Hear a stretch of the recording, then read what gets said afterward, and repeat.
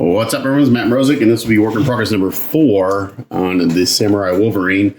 I'm not going to do a whole lot of videotaping in the beginning because it's the same thing I did yesterday, basically going in and doing all the metallic trim and detail painting. It's going to be the same two colors, the Vallejo Silver Model Air and the Vallejo Liquid Gold.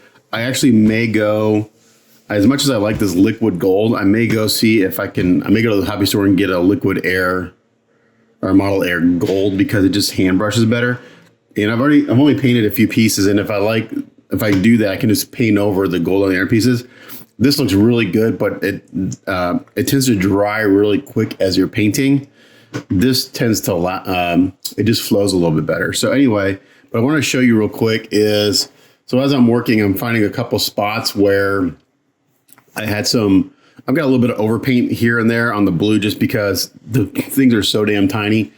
And so what I do is when I'm painting small details like this, I have my Optivisor on. I'm trying to be as accurate as I can.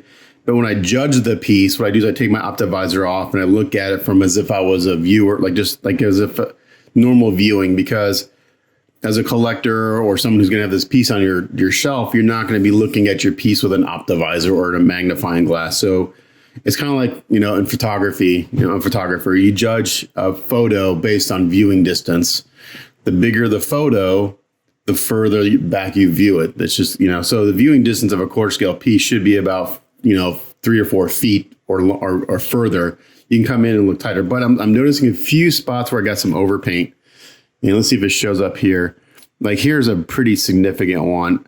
And here's one right here too. I just didn't see it before I sealed the piece. So this is underneath the sealer, and I can't, normally what I would do is before I seal it, and I thought I would check on my stuff before I seal these, I would take my toothpick and I could just scrape it off. But since it's underneath the sealer, I can't do that. So I'm very carefully taking an X-Acto blade, the backside of an X-Acto blade, and just very lightly scraping that first layer of sealer off and trying to get rid of that. Now, if I can't do this, then I'll just have to go in there with some, I'll have to try to mix up a yellow or orangish yellow to do some brush touches. But since I've got so much shading and stuff going on in here, so my goal is to scrape through the top layer of sealer to get to this layer of paint. And then I can use my toothpick and dampen it. I can just scrape off the extra overpaint. So that's, excuse me, that's the goal. So I'm just really lightly just kind of scraping here.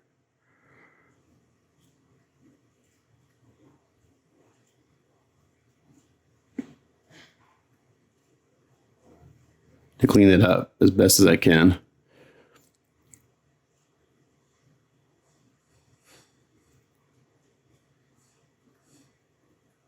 So you can see the highlighting on all the X's and everything I did, which is where this overpaint came from doing the highlighting. But right there, you can see I just kind of cleaned that up pretty good.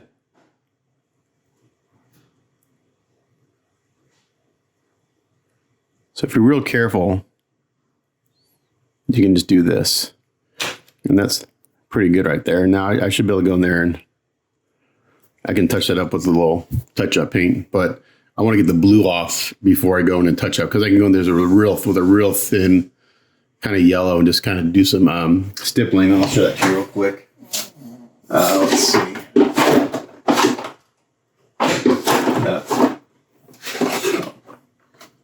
So what I'll do is I'll just take some craft paint. I'll get a yellow and an orange. I'm just going to put some here in my palette. Put a little yellow down. A little orange down.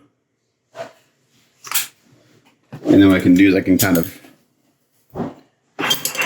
take these two colors and I can mix them to different ratios right here. So I can, and since this paint is it's a thick paint, but there's not a lot of pigment in it, I can take this. This is probably too orange. So I'll just mix in a little more yellow. You gotta remember that this paint will dry down. It's probably pretty close. And I wipe most of it off. And I just go in here and I just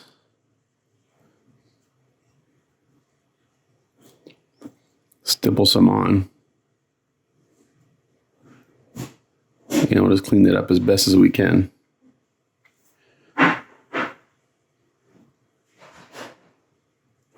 Just like that. And just go back and forth.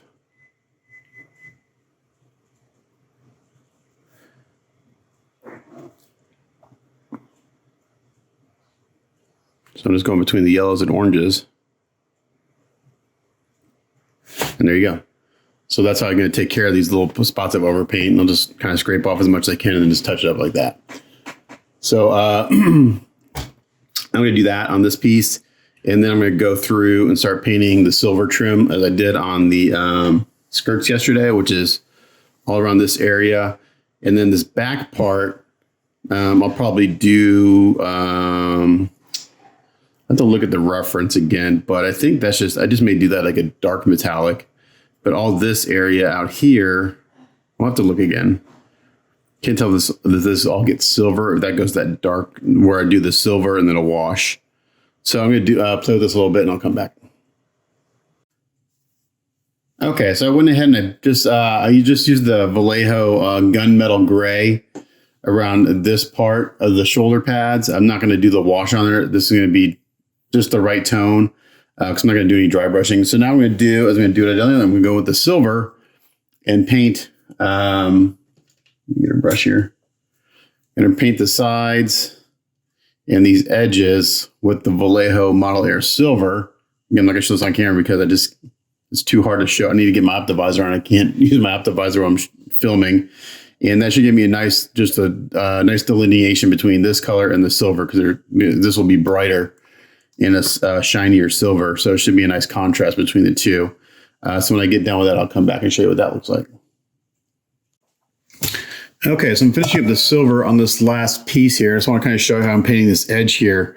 So what I'm doing is I'm just taking a little bit of my paint here and I'm just getting the excess off my brush and I'm just dragging it across the edge here. So I'm just doing this. And it's just getting that very top edge of that lip. Just like this. So it's a pretty easy way to paint that very thin lip just by dragging the flat part of the brush across that. Now I'm not doing this number where I'm coming across because it'll just build up paint where I don't want it. So I'm dragging it parallel to that edge. Just like that. And I found some more places where I got to touch up. So what I'll probably do is when I'm done with painting everything on the statue, I'll spend like a day just on touch-ups.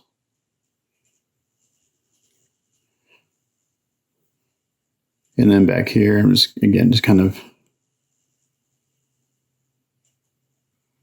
dragging this across. It's like this.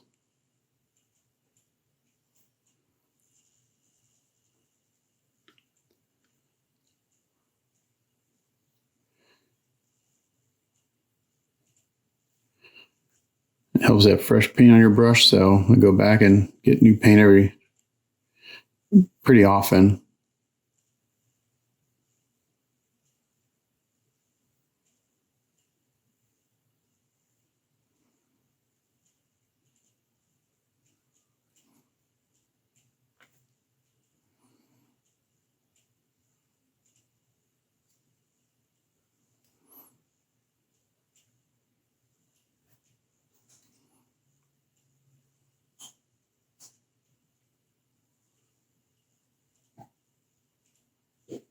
Just like that. And this is what it looks like when you're all done doing that. So we got that very top edge painted and the sides. And this is what it'll look like when the silver's done. So I'm going to wrap that up and then we'll start painting some gold. Okay, so I finished up all the shoulder armors and they look really good. So this is, again, one looks like all complete. So those are done. I've got a bunch of touch-ups to do, but I think I'm going to do those in. So I finished up the front skirt, and now I'm doing the back skirt.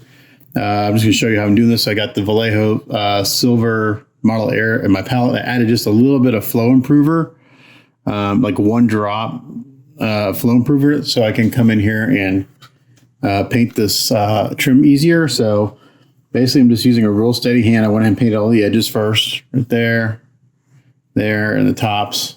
You can see that there, how shiny they are. And it's just really using a steady hand. So I've got my optivisor on, but it's not 100%. It's not magnified all the way. I've got this so I can still keep my head about 3 feet away from my subject, or 2 feet, but it's still zoomed in a little bit. And I've just got my brush here with a little bit of with some paint on it. And it's just a matter of coming in here and just going real slow. I'm not going to talk while I do it, and just following the edge. Just like this.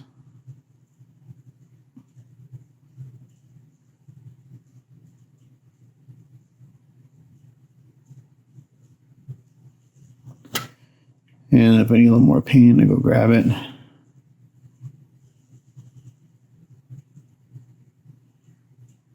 And ideally, I do with one stroke.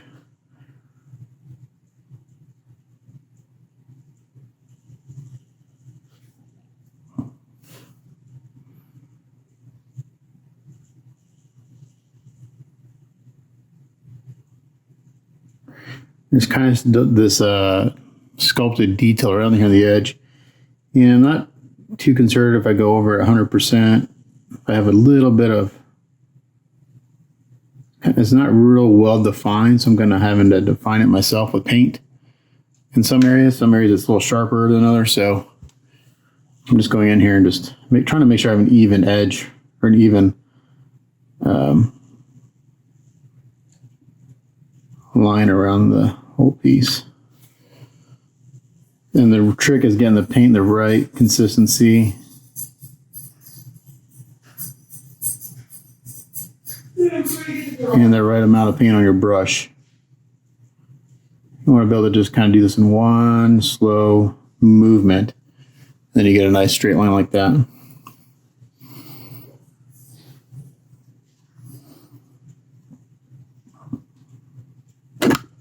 Sorry, I keep bumping my phone with my optivisor.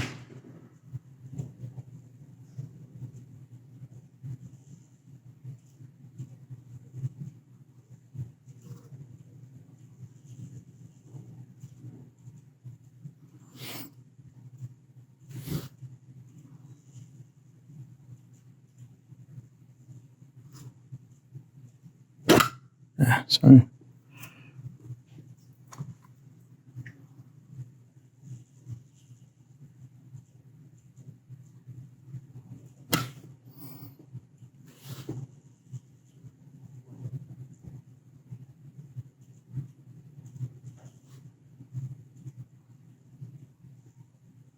Paint's not flowing as well, so I may put another drop of paint in my palette. I can tell if the paint's flowing right pretty quick. Here we go.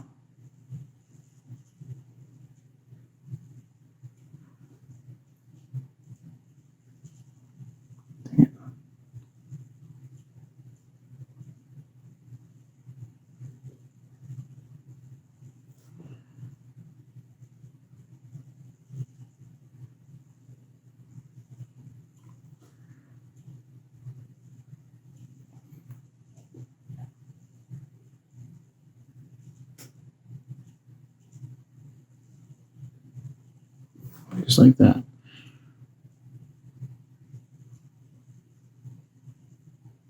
Just a steady hand. So then what I do is I take my optivisor off and I look at this without the optivisor. And if it looks good without the optivisor, if it looks good with the optivisor, it's going to look really good without it. But then I take it off and I can look at this. Okay, this is what it would look like without magnification, and it looks really clean. So I'm going to finish that up. Also, I wanted to also point out that I changed the gold. So I ran out of my liquid metal gold. I got to the very last bit and it dried up. So I switched to Vallejo Metal Air Rust. And that's what's on these pieces here. And so what I did is I went back and I repainted the gold on the other skirts I did yesterday. So it's very similar. I actually like this a little bit better because it looks really brown in the bottle. But on here, this is like a really nice gold. So this is almost, it's not quite as yellow. It's got a little more red in it. And I kind of like it better than the other gold because the other gold is pretty yellow. I think this gives it a little more, I don't know, it's a nice tone. So I'm kind of glad I just switched. So I'm going to finish this skirt up. And then from there, I still have a lot of armor to do. So we're going to just keep trucking along.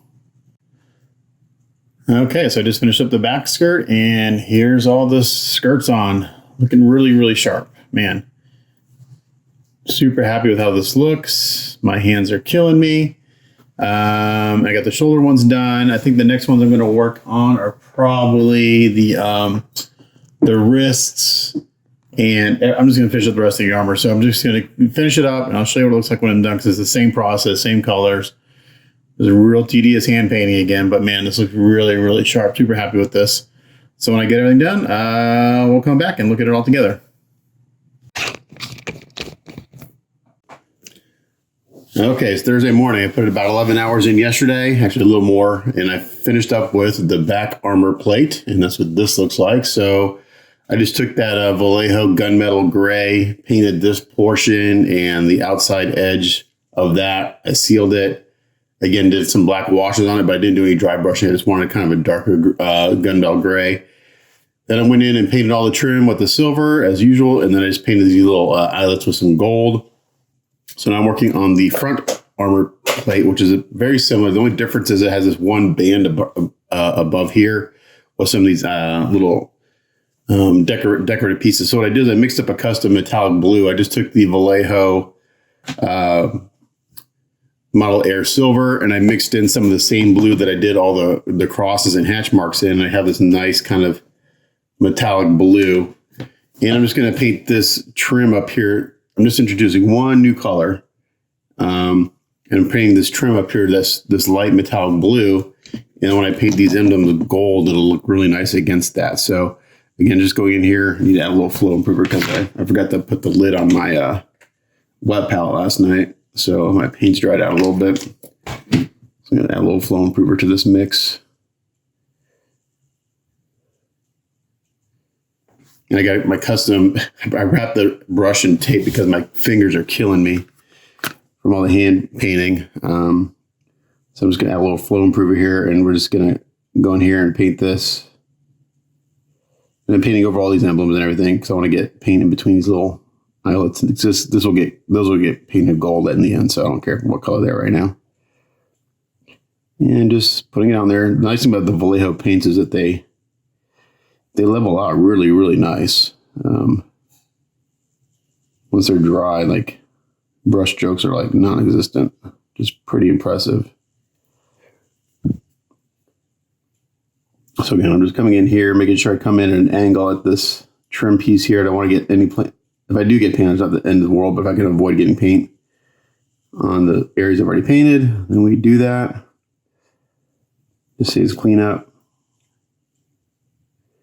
And let's come in here. Just careful like that.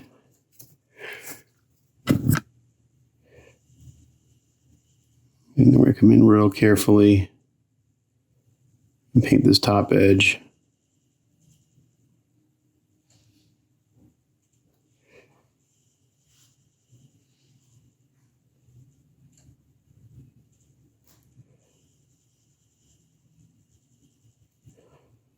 Try to avoid overpaint as much as possible. I was painting the prototypes for gaming heads like 2 years ago. I did a couple prototypes for them. They were like super nitpicky about any little bit of overpaint. And I'm like, sometimes like you just can't avoid it. There's going to be some overlap. Like, oh, yeah, I get overpaint here. It's like, yeah, well, there's no edge there. So there's like no detail in the sculpt. So I'm creating the edge with paint. So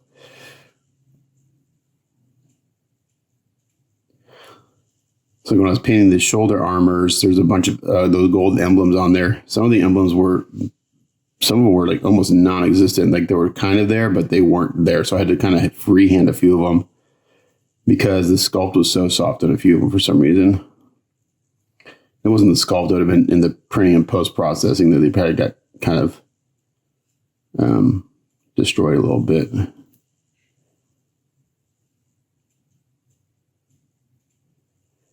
But there you go. That's it.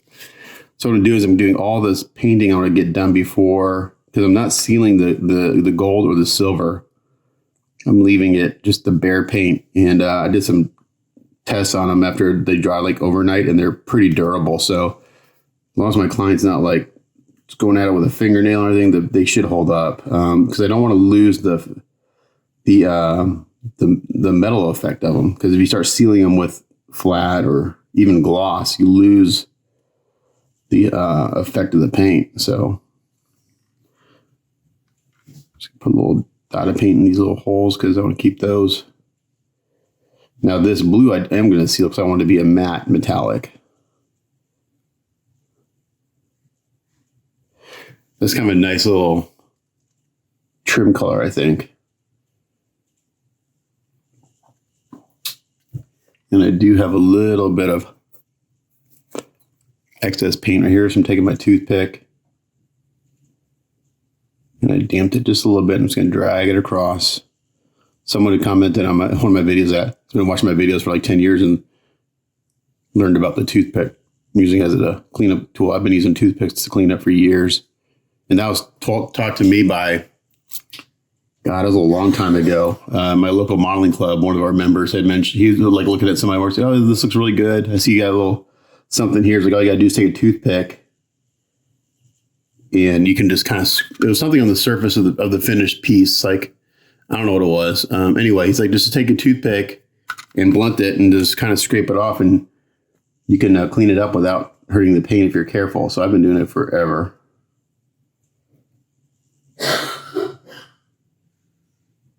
Oops.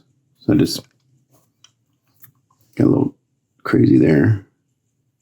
So here I'm taking a Q-tip to wipe that off. And then I look at it from all different angles to make sure I got. Dang it. You know, I'm getting overzealous. There you go. And these pieces are not perfect. I always say my work is not perfect.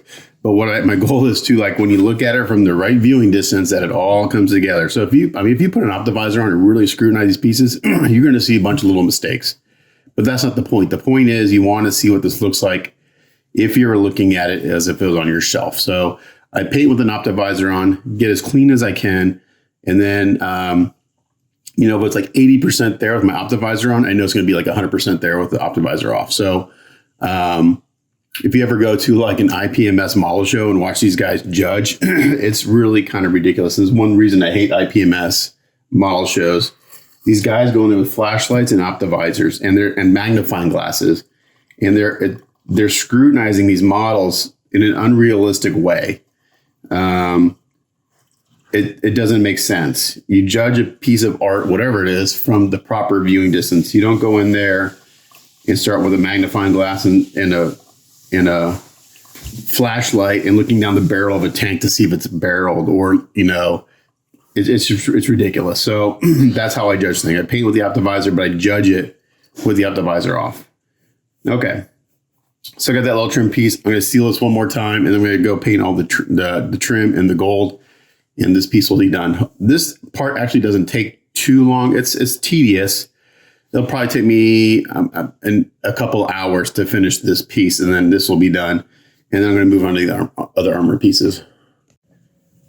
Okay, well, it took 2 hours, but I got this wrapped up, and it looks really good. So the back and chest armors are done. The back was done yesterday. Did the front this morning, finishing that up.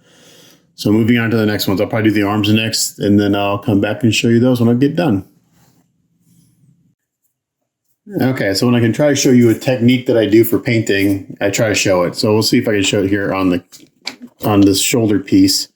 So I'm painting these blades gold, and I've got a chiseled brush. And the way I'm doing this so I don't get paint on the other part is I take just a little bit of paint on my brush, and I take most of it off. I just want a little bit on there. And instead of taking the brush and dragging it across that line, what I'm doing is actually taking the brush and I'm pushing it down into the crevice, just to the point where it meets the other surface. So I'm going to show you, I'll see if I can show you here. So I take this brush And again, this is hard because I got my optivisor. I'm going to take off more paint just on the piece.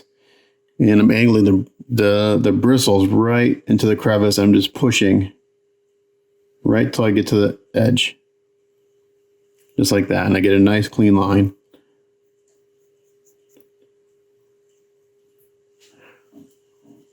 So you want just a little bit of paint on, because you don't want, again, you're trying to avoid as much overpaint as possible onto the other surface.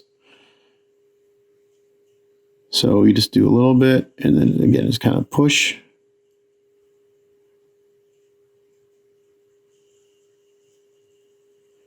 Just like that, and get a nice clean line.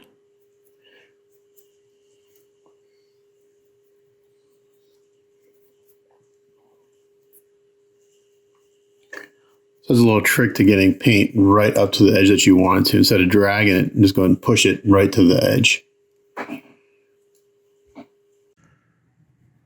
Okay, after many hours, the armor is done, with the exception of the helmet, the samurai helmet, which is what I'm going to work on next. But this looks really good, I think.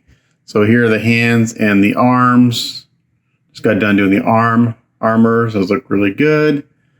Everything looks really nice together. So yeah, that's a lot of work right there. But super happy with how it looks. So I'm going to put all this to the side for now. And then I'm going to work on the samurai helmet. I kind of cleaned up my workbench a little bit from doing all this. And then I'm going to look at some more references and decide what we're going to do there. But when I get to that, I'll come back. Okay, so it's Friday of like the third week on this project. I thought I'd be done with this by now, but we are far from it. I did take a few days off for the holiday last weekend, but other than that, I've been going nonstop on this thing. So I forgot, well, looking at my reference, I realized I should have painted these back parts of the feet the yellow. So I thought I was done with the yellow, but I'm not. So I was going to do the, I was going to work on the samurai helmet today, but I've got to give my hands a break from hand painting, because literally, like, I have a callus now on my finger here. My right hand is just like crazy in pain. I never thought I could physically hurt myself from painting, but I have. So I was going to work on this today, but again, this is going to involve a lot of detail work in here. And then I need to look at some more references as far as what to do on the backside. Looks like I'm not done with blue. There's still more X's and hash marks to paint. Like, fuck, I thought I was done with that shit. Nope, I got more to do on the helmet, but it's not the end of the world. It's not like, thousands of them. So what I'm going to do is I'm going to give my hands a break. I'm going to work on the boots or the feet. And I need to confirm with my client what he wants for the pants and the shirt. I have an idea what I think would look really good. But I need to confirm with him. But right now I'm going to work on getting these armor. So the backside, for my reference, this part goes yellow from here to here, and the front they did a metallic, which I like. But then they went and painted the ropes metallic, which I don't like. So I'm going to do those in like a natural rope. They just did all that in a metallic color, and they didn't pick out these other parts with gold, so I'm going to do that too. So I'm going to paint this a steel color, and then bring out these details with the gold that I've been using. I think it'll be nice just to bring out some of those details. So I showed this in the first painting video, but we're going to show it again since, maybe some people didn't watch, or, I ramble on for hours when I'm painting. So again, I've got my custom mix of brown here that I used. I'm going to go through the same steps. And I just spilled paint everywhere because I'm an idiot. This jar is really full. So I'm going to go through the same steps I did on the first ones. I'll have to reference back to the parts I have done to make sure I get it as close as possible. And normally I don't like, especially when I do so many layers, I tend to paint in a lot of layers. So when I do a color, I try to make sure I get everything painted that color at the same time, so it's consistent. Because even though I go through the same steps using the same colors, it's still difficult to match it perfectly because things change. My air pressure may change, the distance away from my part could change. Just there's a lot of variables involved when painting and when you're doing a lot of layers. So the first step is to just base coat this area in the brown. Now I did glue these tassels on and did some putty work to fill in the gap. So I got to work around that. But I knew that I was going to have to do that anyway. So it's not that big of a deal. My lights are all wonky from moving around. So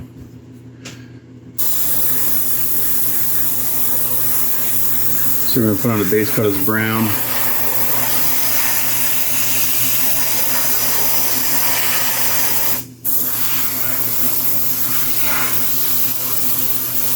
Again, I'm not putting it on real heavy, just real light.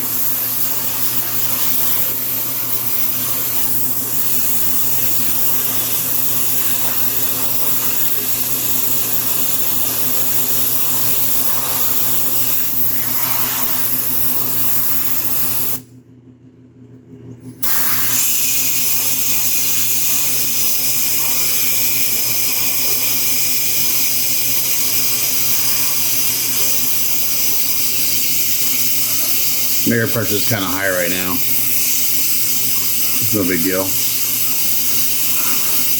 I can tell just by the noise of it. It's a little on the high side.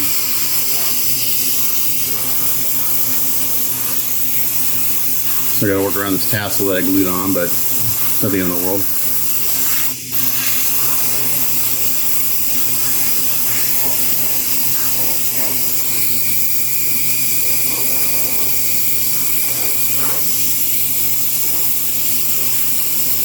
So I've had a lot of people ask me if I would do another one of these. The initial answer is no.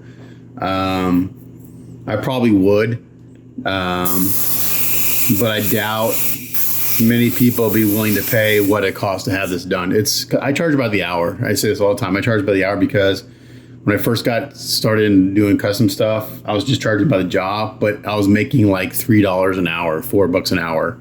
And it wasn't worth it. So now, since I do this full time, I charge by the hour. It's on a piece like this, it adds up. But it is what it is. It's like, and my fee includes the cost of materials. So, and materials prices have gone up significantly. So, for example, the Krylon flat spray that I use to seal everything, I go through it like crazy. I was buying it a case, 2 cases at a time. So like 24 cans at a time. Used to be $3.95 a can. It's now $6. So it's gone up 50%. So it went from $4 to $6 a can. That's a huge increase considering how much of it I use. And I haven't adjusted my my rates at all with all the price increases and stuff. When I was doing just Gundams years ago, I charged my fee plus the cost of supplies. So that may have to change in the next 6 to 8 months, depending on if things start coming down or not, because it's just expensive. The cost of materials is going up. But as any artist should charge for not only their talent but their time. Especially if you're doing it as a job. Don't undersell yourself. I have a lot of people tell me, a lot of people who see me, they're not necessarily in the collecting world, but just like my family, my friends and family outside of that, genre. They're like, wow, you don't charge enough. It's like, well, it's kind of what the market can bear,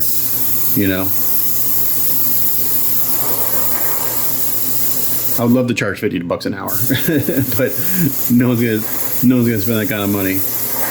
Now it's different when you're doing prototypes for commercial use, like if you're doing like a sideshow prototype, or those fees are higher because they're making thousands or hundreds of pieces or thousands of pieces. They're making money. They're making money off what your work, and they're very specific. You have to go through a lot of approval steps, and there's a lot of hoops you have to jump through to get that paint approved.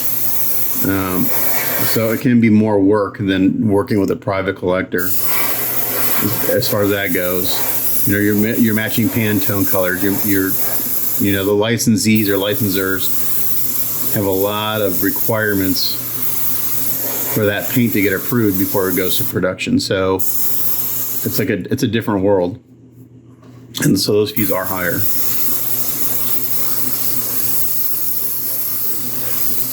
And many times you're painting 2 pieces. Sometimes they want you to paint 3. Usually you paint 2. You paint one that's going to be sent to the factory, and then the second one goes to the company. Like, let's say, I'm just saying, using Sideshow as an example, because they're the most well known.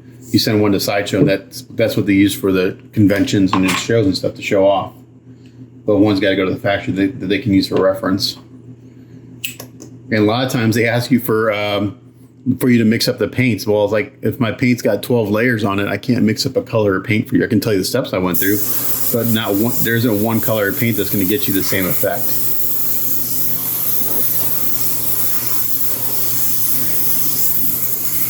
Okay.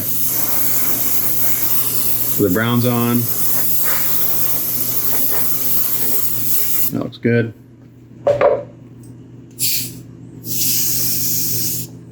Do a quick clean on my airbrush. And then I've got my custom yellow that I mixed up earlier. I'm going to put that on. A little paint mixer over here that I bought a few months ago, which I should have bought years ago. I was like, you should get a paint mixer. Yeah, I don't need a paint mixer. And then I got one. It's like, oh man. It's like life-changing. Because your paints actually get mixed well. Especially the acrylics that sit for a while and they got a ball bearing in the bottom. It loosens that up and really, for the lacquer paints, it really doesn't do anything until you add some thinner to it, because sometimes the lacquer paints get really thick. But these have already been thinned and they're pre-mixed from when I did this the first time. So today's Friday. I'm not gonna be able to put in as many hours. I painted for about 9 hours yesterday. We got a family thing going on tonight, so I'm not gonna be able to put as many hours in today. So my goal is to get this yellow down. I may just try to get the boots done. Once the yellow's down, the rest is hand painting. So if I get the boots done today, and I can talk to my client about the pants and the shirt, knock on wood, knocking on my head, I think those pieces can go relatively quick. Like my idea for the shirt, it's got some really cool like embroidery on it. I've seen a lot of they'll do a light color and go and paint it a bunch of different scenes, which looks cool, but it gets real busy pretty quick, especially since all the colors, all the stuff we got going on here. I think I'm going to do what my initial thought on the pants and the shirt is to do a base coat of black, get it in black. And it's got a lot of great texture in here. Dry brush it with the light blue. And it's going to look really bright at first. And then go back in and add some shading and mist on some clear blue to bury that. And I'll give it a nice iridescent. I'm going to try to convince my client to let me do some metallic. So when it's sealed, it's going to have a shimmer to it. That's kind of what I have in mind. Now if I can just convince him to let me do that. Okay, this air pressure is way too high. Turn it down a little bit.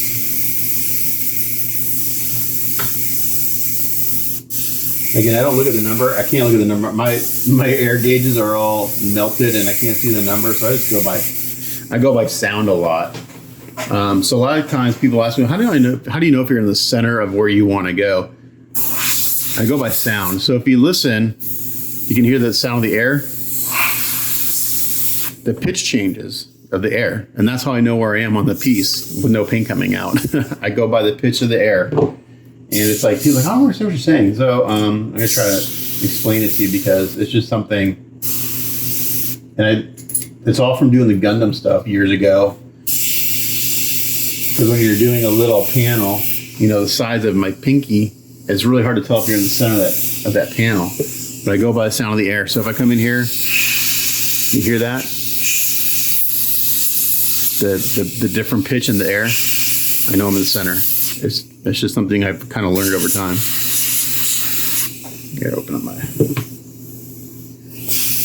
needle a little bit.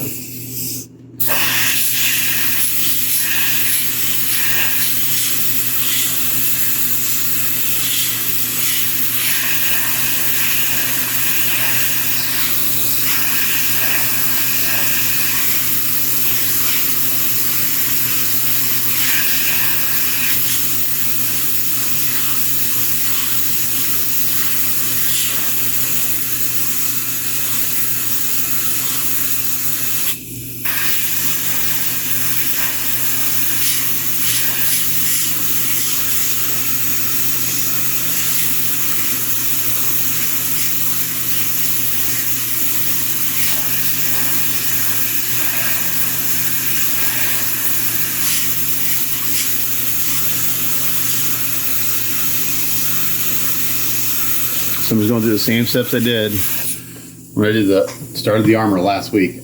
So it was last Thursday that I painted the yellow on the armor. Was it last Thursday? Yeah, I think it was Thursday. I can't remember.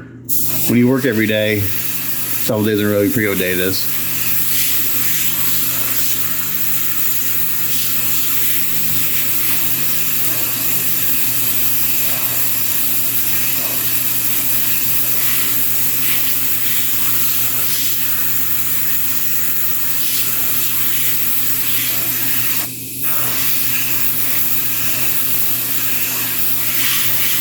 I don't care about getting paint on the ropes. That's all going to get painted over.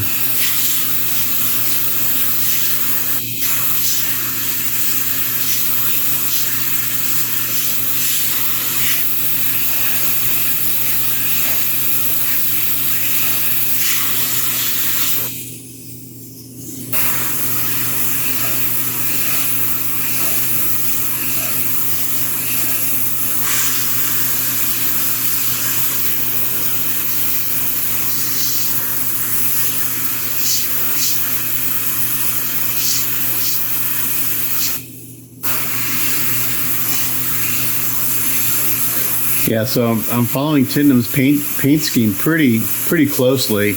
I'm changing a few things here and there, and it's mostly on some of the smaller details. So I went with the brighter silver on the trim and stuff for the armor. She had a little more subdued silver. I just wanted a little more bling to it. And so far, the only thing my client is kind of questioning it is the little stripe of light blue metallic I did at the top of the chest plate. I told him we can change it later if we decide that, or if he decides that later he's not digging it. But I told him, like, let's get it done, and then that's actually something simple to change. But I just wanted to add one more little what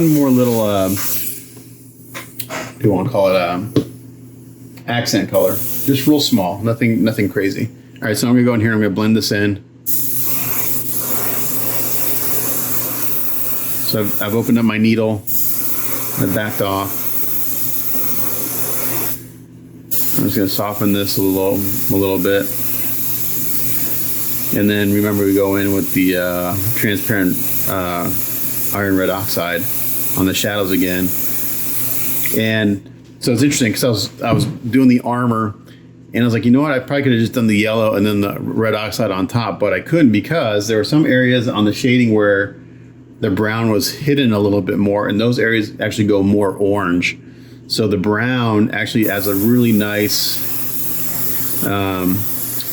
richness to the shadows when I go in with the transparent red oxide. So if I would have just done like a base coat of yellow and then gone in with the that red oxide as a shade, as a shadow color, it'd have been really orange. Now it does have an orange tint to it, but the brown really gives it a nice depth to it. So I'm glad that I'm kind of, I was working, as most painters do, thin layers. Okay, so that's looking pretty good. I don't want to kill my shading. I just want to blend it in a little bit.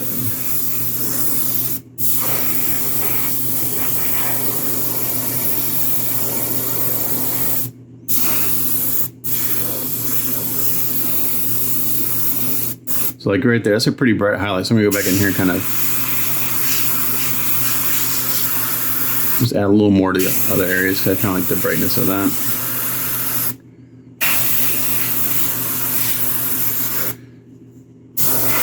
And the further you back off, the softer your transition is going to be, the softer your shading is going to be. If you get real tight and make real tight lines, it's going to be tighter, but I'm not a huge fan of that. Usually I think it's better if you back off and just let it be a softer transition. Okay, so it looks really good. So I'm going to do that to the other boot, and then we'll come back and do the, I'll just keep doing it on camera. It doesn't take that long. And I can ramble on. People can listen to me. Whoever watching can listen to me ramble.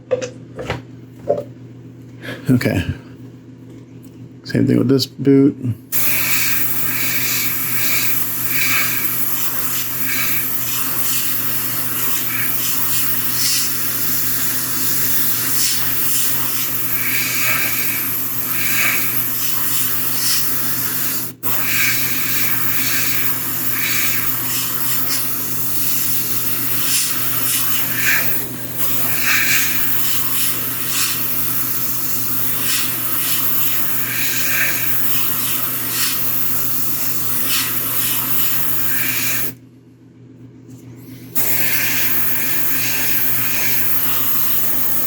And you could really go to town on this piece with some weathering, because there's some like what battle damage sculpted into this piece.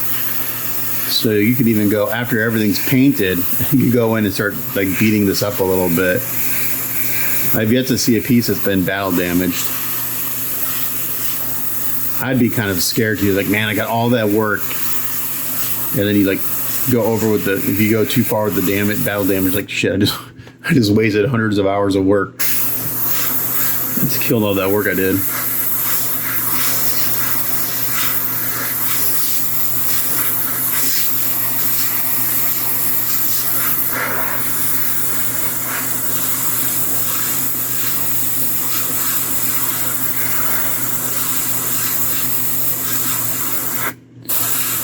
So this, once I get this yellow down, we'll seal it. My friend Cam, he was a very talented painter. He hasn't been painting in a while, but he does all hand painting, and he hand paints better than I airbrush. It's pretty impressive. I think he's getting get back into painting. He was asking about the sealer. I always get questions about the sealing, and I'll show you the can here in a minute. But it's just Krylon Flat. I have tried some other stuff recommended by Anya, my friend Anya, who's one of the most talented painters you'll find out there. So from Bear, which is really flat. Okay, so we're gonna go in here and fan this in again.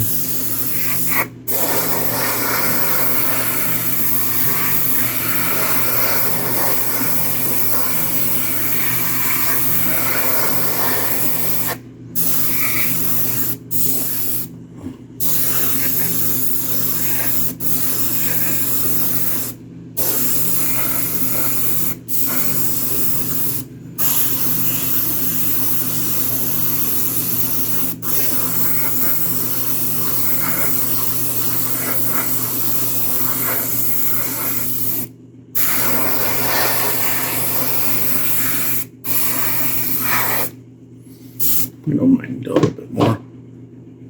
Put on my needle just a little bit more and back off.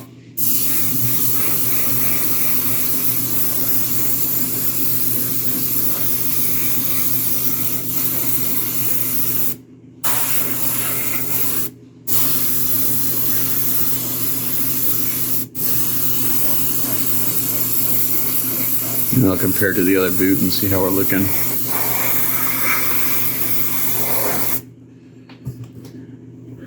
All right, let's look at these two. Let's compare them, see how close we are. I can probably blend this one just a little bit more. Not much, we're pretty close.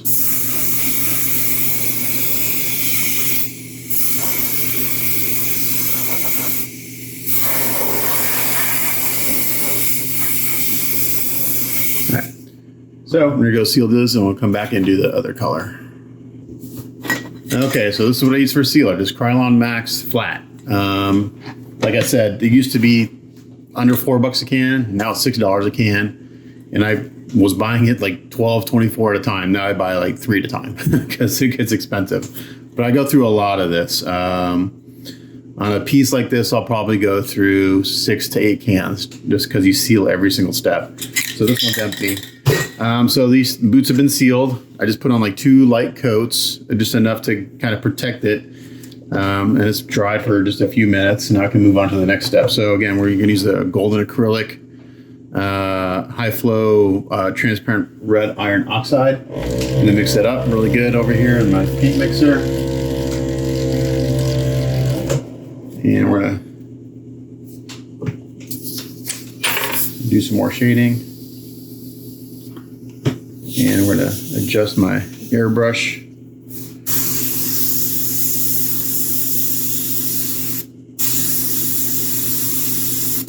Right about there. And we're going in.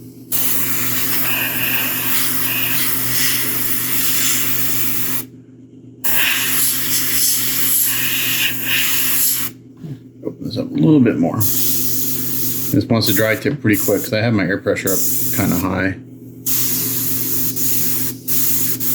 And it's an acrylic, so it likes to dry tip.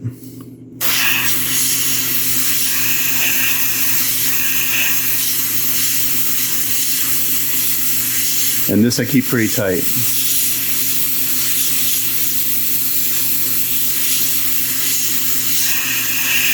And this you have to build up slowly because it'll pool pretty quick.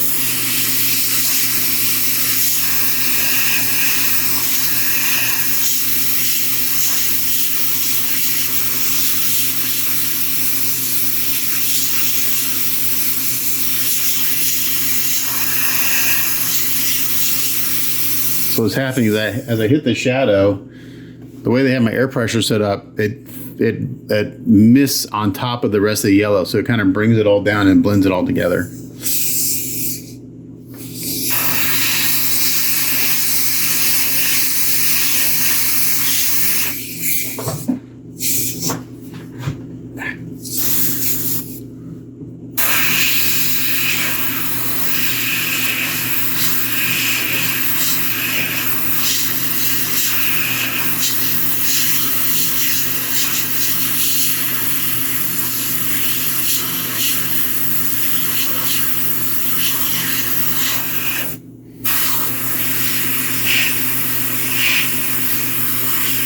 So this will get several coats. I put on an initial coat.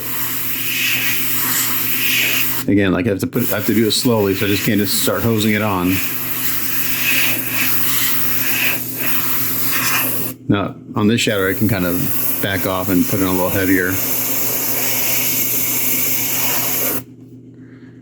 So back here, I'm backed off, and I got my air push open pretty wide.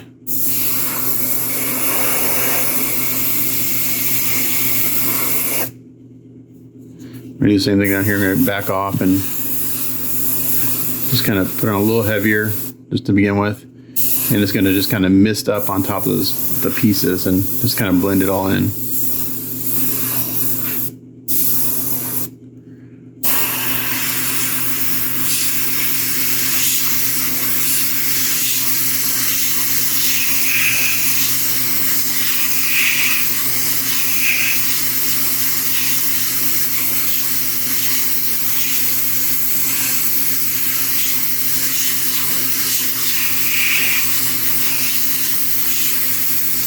Go back and do it again. Nice little.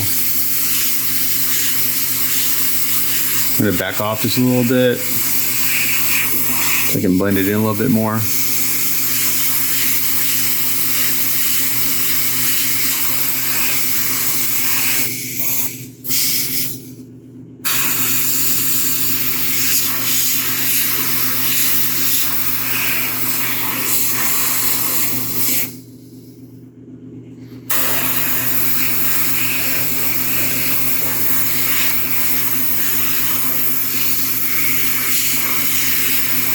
You can see where there's not as much brown peeking through. It goes more towards the orange tone, and where there's brown peeking through, it gives it a nice warm kind of brown look, which is kind of what I want. I don't mind if it changes, you know, it doesn't have to be perfect all the way around, but that's kind of the tone I want.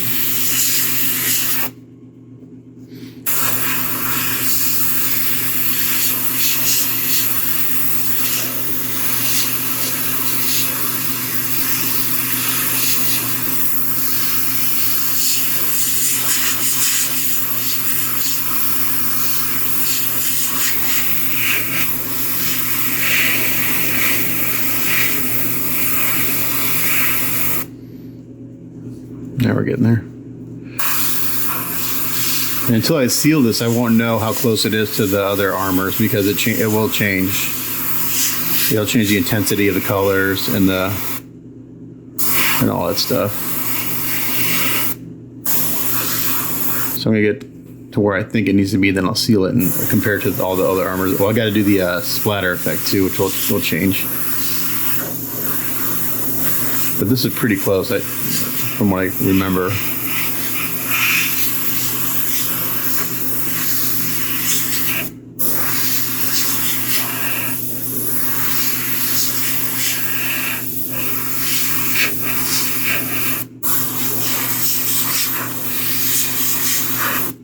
Okay, that looks pretty good.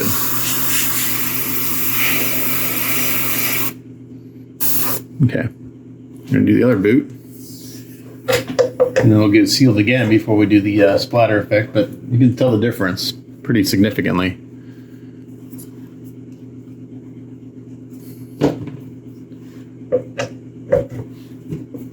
So I'm showing this more in real time. They did the armors because the armor just were so many of them. But it's the exact same sets I did on the armors.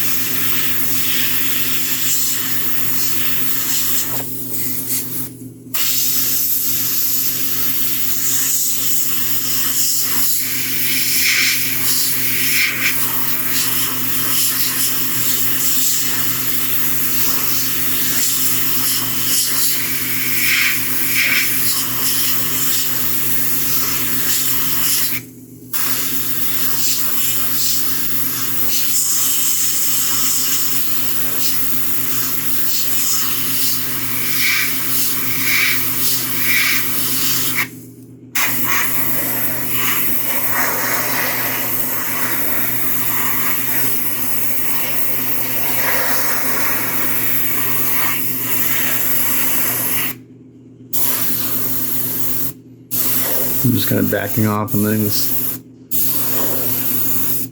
stand on top of all the yellow, blend it in.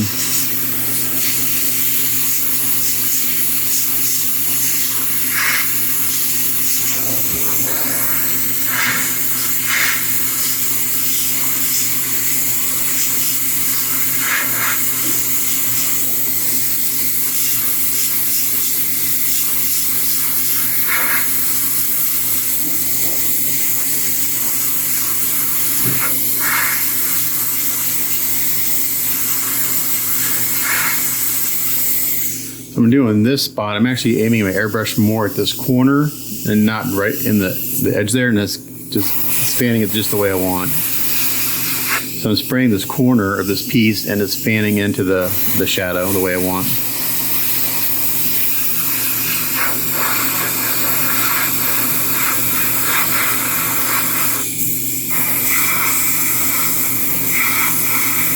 When you're doing transparency, you want to build them up real slow because they can go from not doing anything to really overpowering really quick.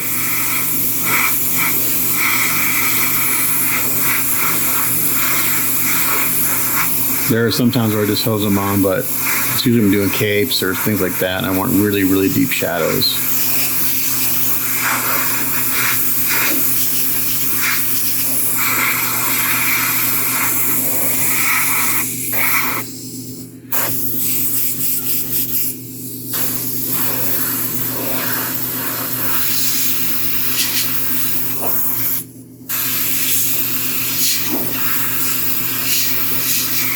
All right, let's compare these two and see how we look.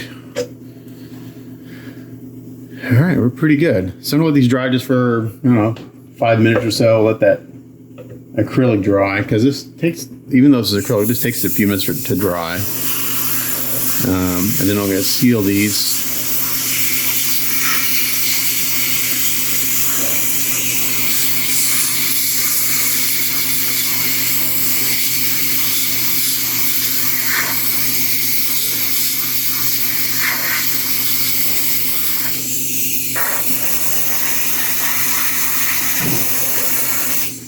Seal them, and then we'll do the splatter effect. All right, so we want to seal those again, and I got my splatter paint, which is Anita's Rich Brown, super watered down in my airbrush, and we're gonna kind of come in here and add these splatters. Hopefully this is gonna show up.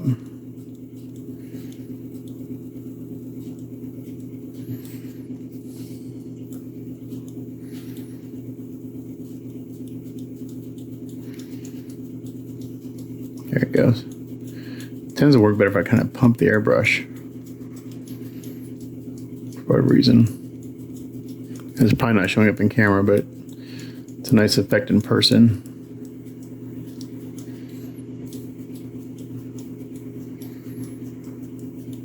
I compared this to the armors before I started doing this, and it looks good, so I'm happy with the tone and the shading and everything. It's pretty close to what I had before. But you can see how watery this is. It's pretty watery in my airbrush.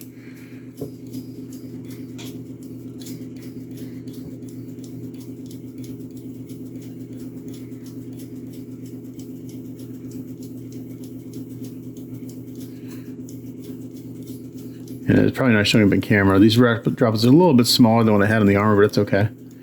And again, it's just to give this some texture and to kind of blend in the yellow a little bit.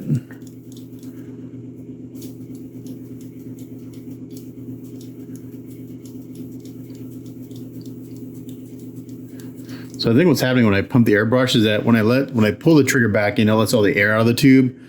So when I'm not pulling back, the air's building up in the tube, and when I pull it back, it gives it just a little spurt, like a little extra bump of air pressure, and that's kind of where I'm getting the droplets I want. And when I pull it back, it like spits, which is what usually you don't want your airbrush to spit, but it's exactly what I'm wanting it to do now. I'm wanting it to spit these droplets onto the surface.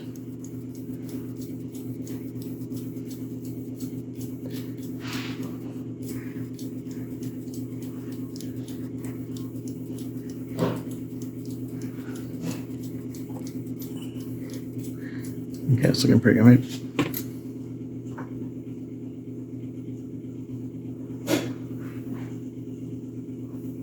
Play with my air pressure a little bit here.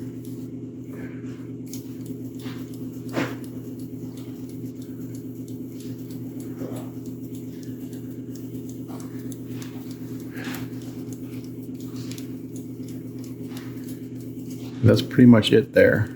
So do another boot. We'll seal it and that yellow's done. Again, it's not, you probably can't see it in camera. It's very subtle in person.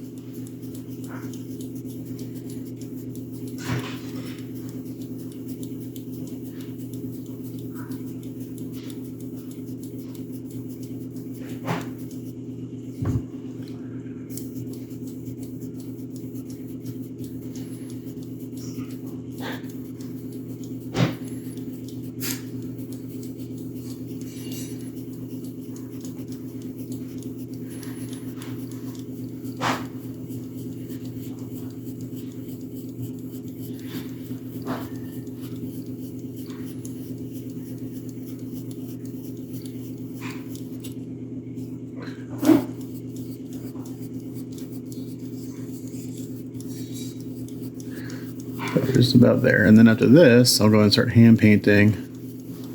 I'll do this metal armor next, and then I'll do all this. So we'll just keep going.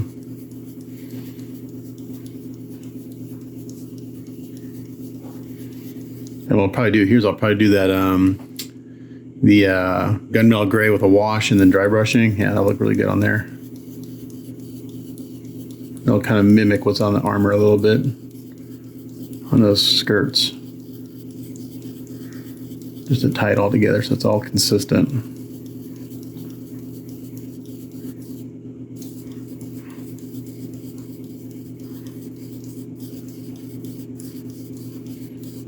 Okay, just about there.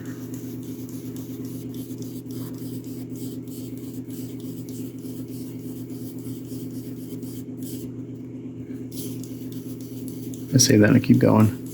I see little areas that could use a little more blending, so that's why.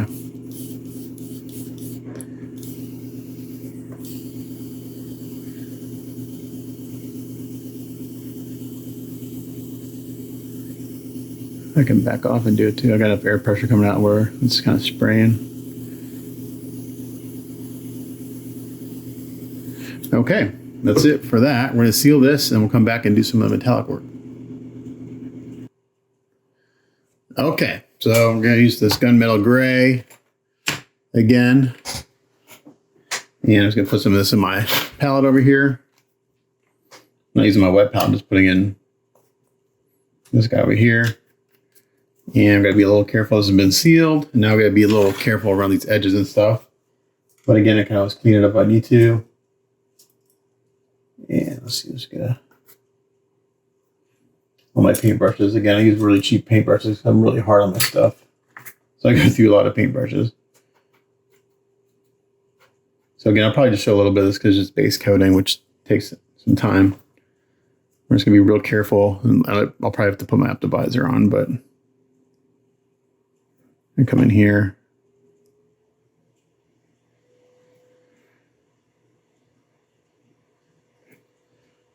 It's really just this edge right here along the yellow. I can always clean it up, but you know, the less cleaning up you have to do, the better.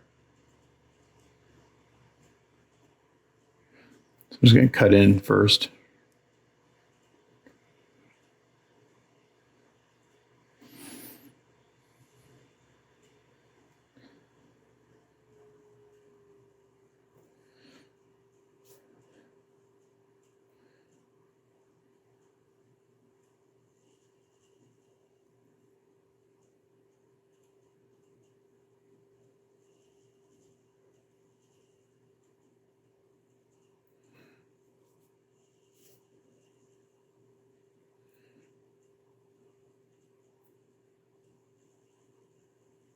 I don't care about getting paint on the other areas because it's going to get painted over eventually anyway. It's just got to be, when you're cutting it around the yellow, just got to be a little more careful.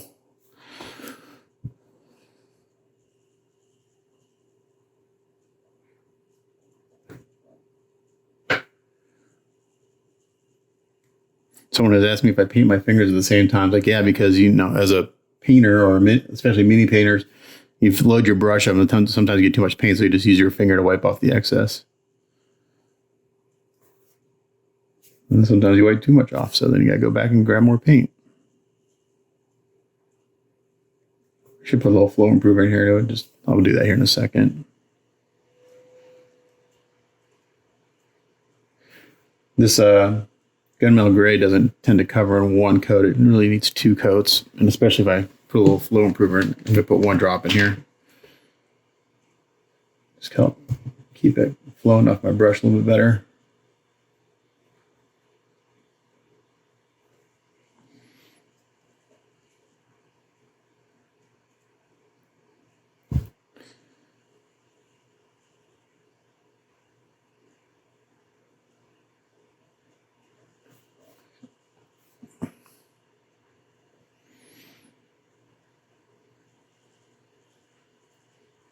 You can see I kind of put the brush on the edge there and let the bristles kind of wrap around to get down in that crevice.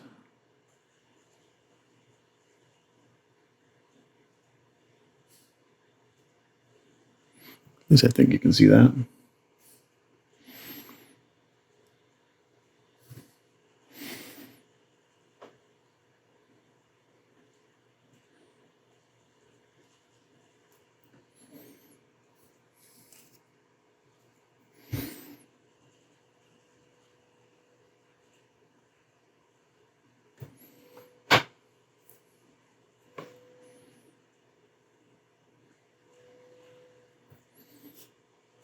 I got a fan in the background. It's my laptop. I need to close the lid because the fan kicks on.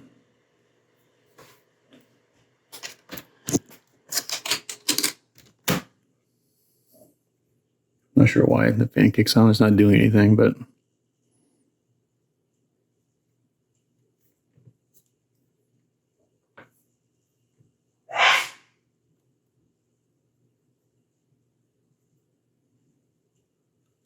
up here. Okay. I'll put this little brush away for a second. Use a flat brush. Get some water. So clean that out. And then just get a flat brush here.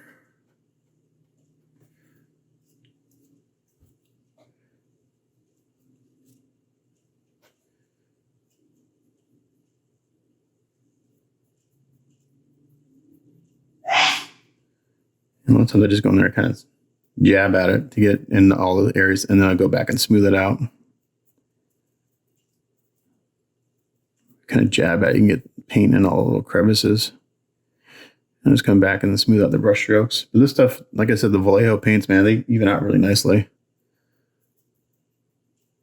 Especially the metallics, because metallics are tricky. Then I get brush strokes and stuff in them. And just that little bit of flow improver really helps everything even out. Flow Improver and thinner, same thing. I'm just using, I got this at my comic store. It's just Army War Painter Airbrush Medium, which is even labeled as Flow Improver Airbrush Thinner. The same thing.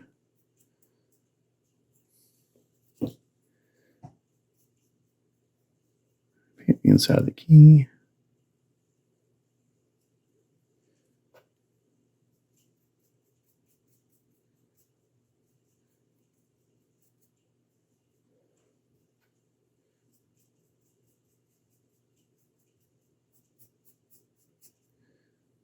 This doesn't have to be soup. I went crazy there and I got paint on the yellow. Let's get a Q-tip, and that's why we seal our steps. When you do bonehead moves like that.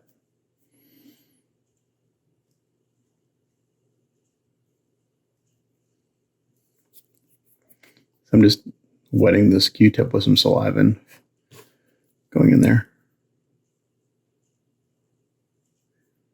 There we go. Taken care of. All right, so we're going to continue to base coat these areas and then we'll come back. Okay, so I went ahead and sealed that gunmetal gray. Looking good. And I've got my black wash that I had before. Just mixed it up. I had a little more paint to this because it was pretty watery from the last time I used it. So now I want to be real careful. I don't want to get black on the yellow because it'll stain it. That's what a wash does. It stains whatever it is you're working on. So we get some lights going on here, and we're just gonna, again, I'm not gonna be real careful except for when I get close to the yellow.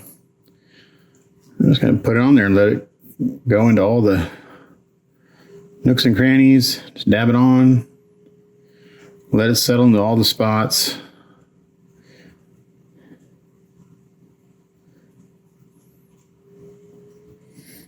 And just let it dry naturally. Don't hit it with a hair dryer because you'll blow it around because it's so watery.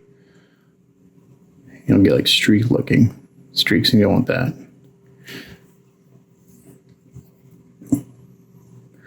So you can vary the thickness of your wash. Like I said, add a little more paint to this so it would be a little thicker. So I have a little more control. When it's really runny, it's hard to control where it goes. And I specifically did that because I want to avoid getting it on the yellow.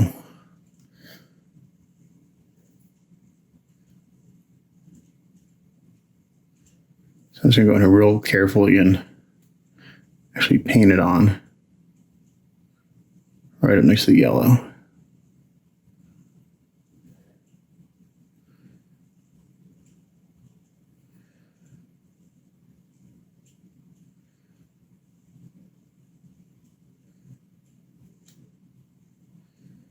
And this being that craft paint, if I do get a little bit on the yellow, it's not the end of the world. I can clean it off, but it has a good chance of staining it, which I don't want to do, because it'll just make it look dirty.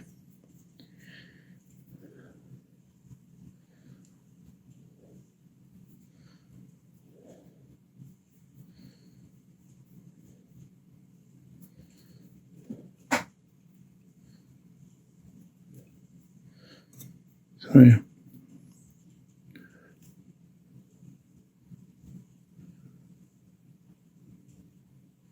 You can see there I'm using just a few bristles of the brush to get right up against the yellow there. Just enough to stain the metallic right next to it. Oops, see, I got a little runny there. So I'm going to try to wipe this off. So it's not the end of the world, but ideally we don't get on the yellow. So I always seal stuff so we can go back and erase errors like that.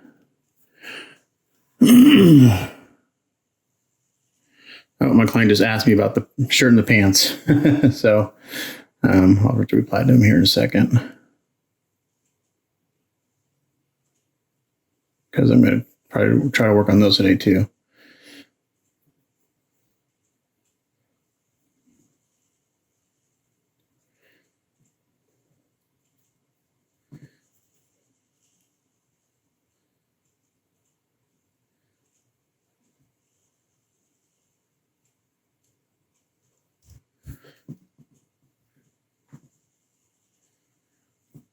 I'm going to do this once. We'll let it dry and see what it looks like. Because a wash is kind of one of the weird things. Typically when paint dries, it dries down a little darker. A wash will tend to lighten up as it dries because there's a lot of water in it. So, or a lot of carrier, whatever you're using as a wash, but whether it's enamel thinners or water or whatever. So this will tend to lighten up just a little bit as it dries. I want this pretty dark because we're going to go in there, dry brush, and bring out the details.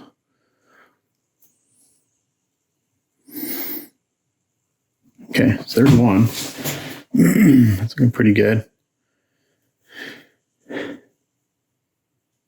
Oops, look at that. Dang it. Dang it, dang it, dang it. It ran all over the yellow. Exactly what didn't want to happen. So now I need to go clean this all up. Crap. So, before it dries too much, we're going to get some water. And clean this up. This is not the absolute end of the world, but I don't want to stain the yellow. Okay, a bunch of Q-tips. Start cleaning it up.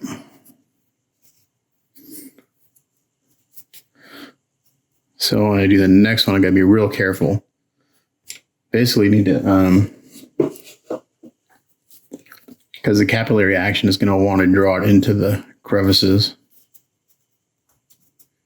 I'm actually going to get a brush with some water on it. See if I can't get some of this out of there.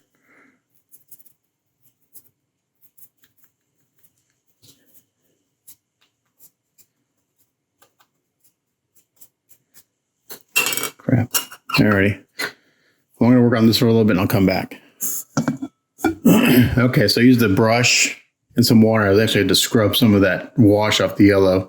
In doing so, I lost the wash along this edge. So I'm just going to hold this piece like this and just lightly go back in and paint that edge.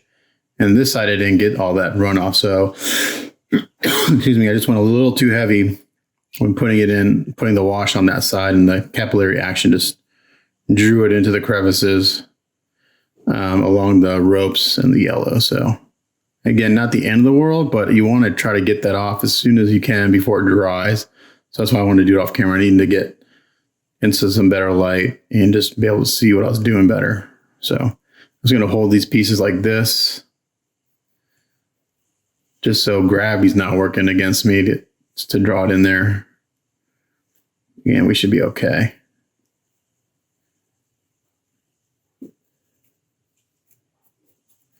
All right, so I'm going to do the other one, and after I see it, we'll come back.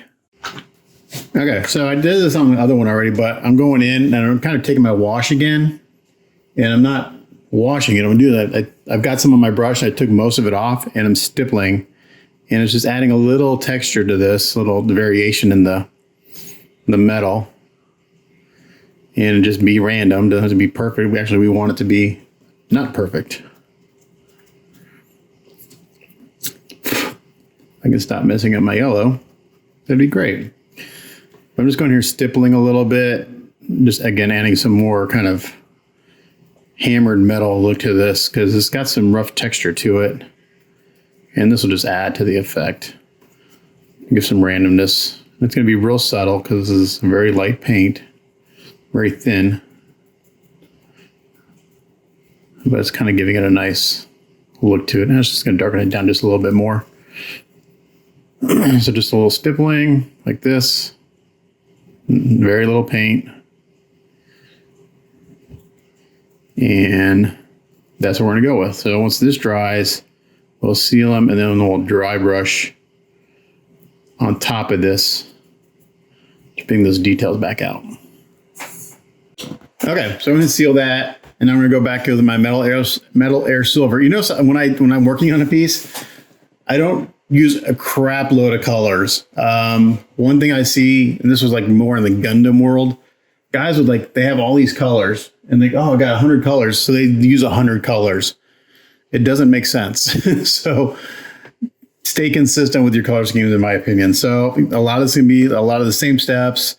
Where it's going to change up is when I get to the cloth on the clothing and stuff. That's where a lot of this will change. So I'm going to just get a little bit over here in my palette again. I'm not putting on a wet palette. I don't want this runny. I want it full strength. Just using this little chisel brush that I've used in the past. And again, it's just dry brushing. So we're going to get some on the brush, take most of it off. This brush is actually a little wet, so it may be, we'll see how this works. Maybe a little too wet. And you can see that nice kind of texture that got stippled in there. It looks really good. And then it's just a matter of just coming in real lightly.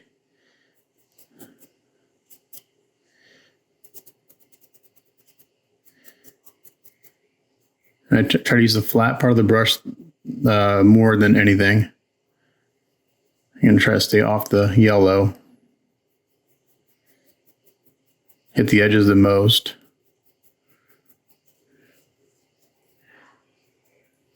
And then when I get to the big open areas, I just use the very flat part of the brush. I just want to just graze, just kiss the top of the texture.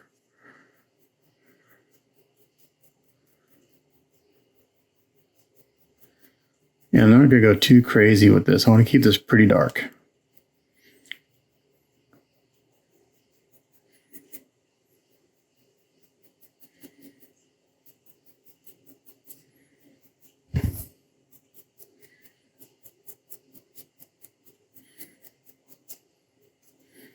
So this paint will go a long way on the brush I'm using.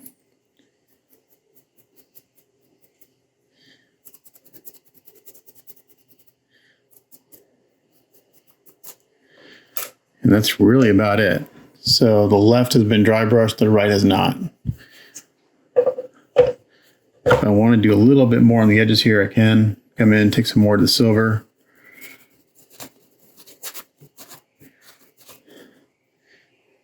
And just kind of hit the tops, like this coming down. I'm just hitting it on the downstroke. I'm not going back and forth. And then down here, I'm just going to hit it on the upstroke. Just so I get the edges and it feathers off. And then along the yellow, I'm just coming in here and I'm just kind of swiping the edge just a little bit.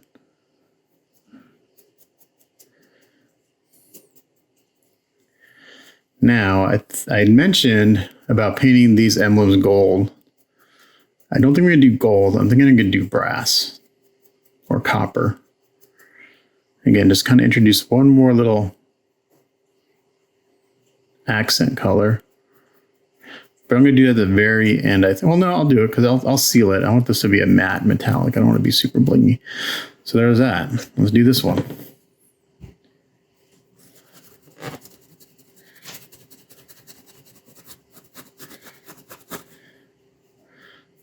Same thing. This one has a little more texture sculpted in. So this will have some more detail in it.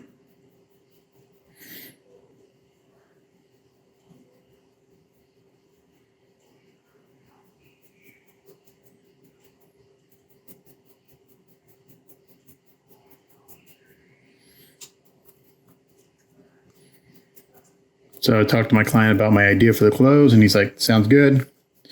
So we're going to do it. We'll get the boots done first, because I'm actually going to test out my thoughts on the clothing on the cloth on the feet here.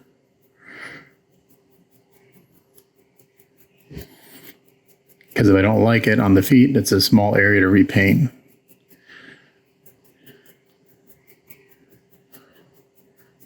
Okay, again, just going to use the flat part of the brush. The big open areas.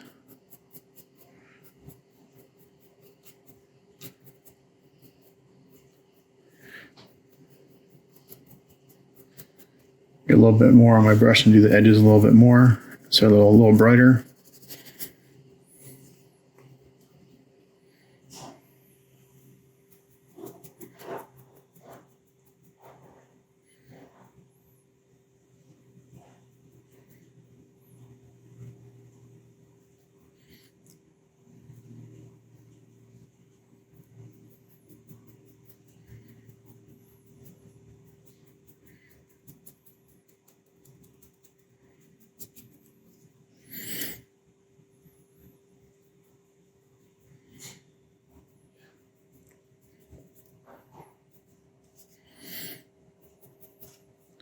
So I think I'm going to leave this center emblem this color because when I look at this, I'm trying to think and like how was this made? This looks like it's part of this metal. These look like these things look like they were added on top. So that's kind of my thought process. Like, okay, how was this piece of armor made? So I think it makes sense that these can be a different color, but that center piece should stay the same as the rest of the boot. And the dry brushing brings it out nicely. All right, so there's that. I'm going to seal these again, and I'm going to come back and paint those little these little metal straps.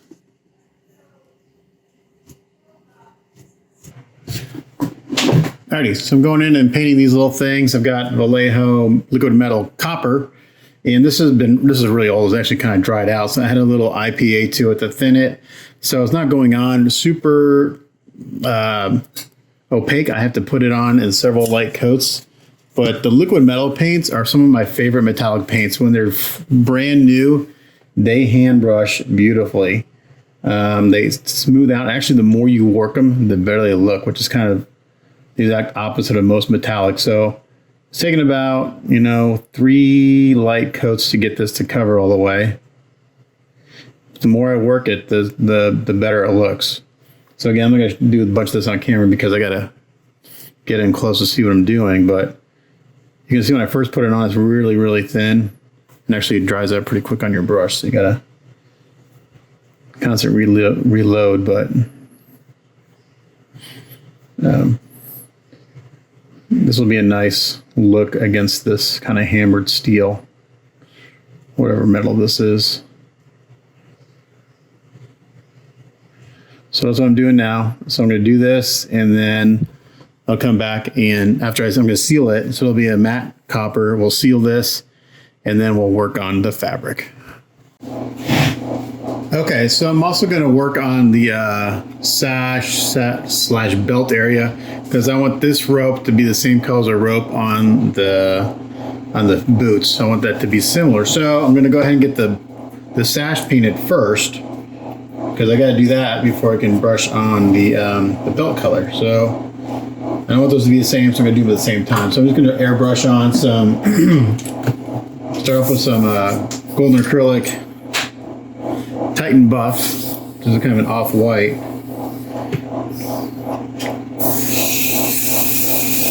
And we're going to do a wash on this, a brown wash or some sort, and then we'll dry brush again. So we base coat, wash, dry brush. Kind of like rinse and repeat.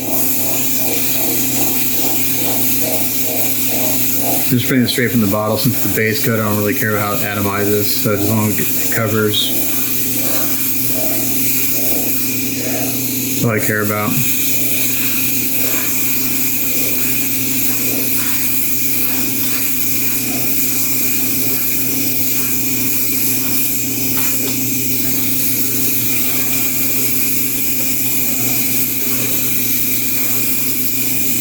Shoot the whole thing.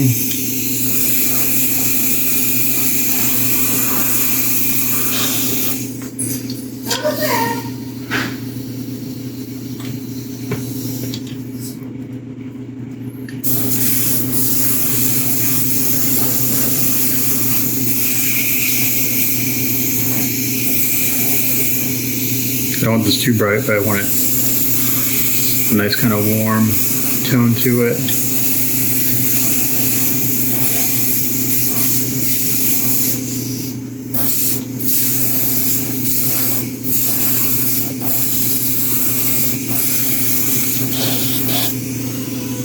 Okay, just like that. And let this dry for a few minutes and I'll seal it, and then we'll do a wash. All right, so I sealed that. I mixed up a little bit of this. Again, this is Anita's Rich Brown in a cup with some water, made a wash. And we're gonna see if this does what I want it to do. Well, I don't know, we're gonna find out. So, that on there, we're gonna see if this gives me what I want. I actually don't know what I want on this yet, so we're gonna play a little bit. If I don't like it, we'll spray over it and do it again. Actually a little runnier than I want, but that's okay. Actually, put a little more paint in there. I'm almost out of this color. I need to go buy some more. This is actually one of my favorite colors.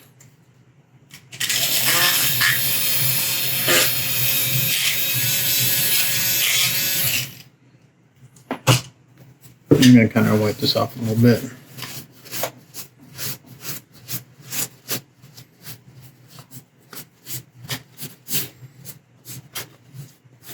I'm going to have to reseal this because my flat coat didn't dry as flat as I wanted. I put it on a little too wet, I think.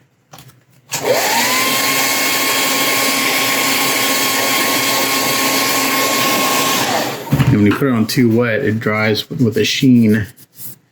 And if there's a sheen, it won't take the wash as well because it just beads up on it. So I'm going to go back and reseal this again. I'm just going to put on a little bit lighter. And see if we can get a flatter finish on it.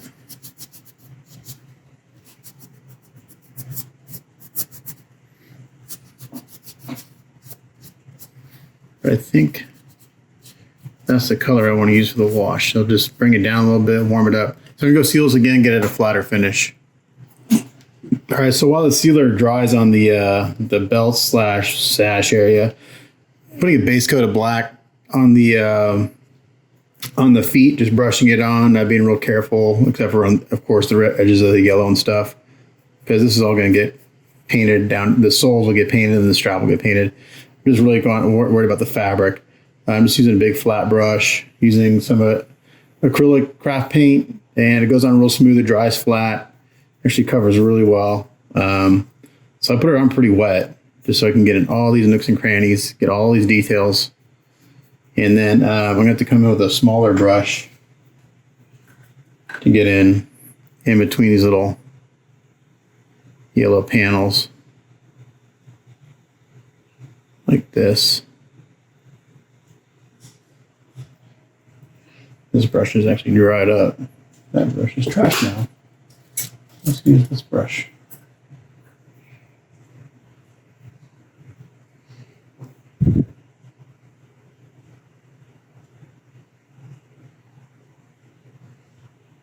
This is the first step in the fabric.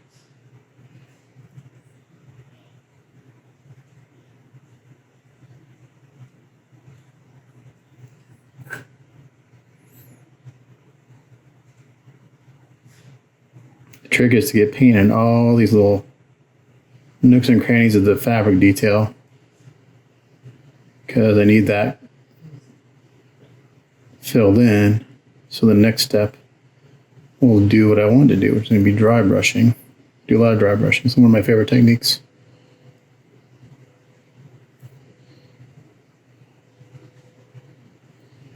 Okay.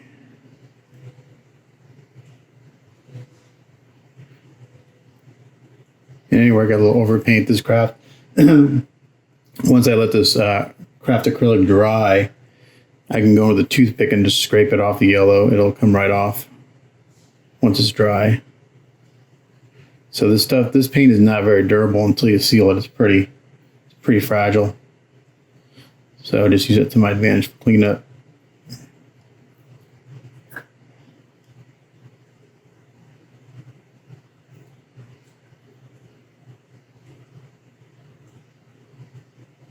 There, you got a little too much on the.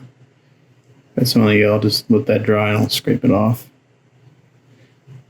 I've also base coated the pants and the shirt. I sprayed some black on those. Those are drying and they've been sealed too. So I'm going to try what I want on the feet first. And then if I like it, I'll do it on the other parts.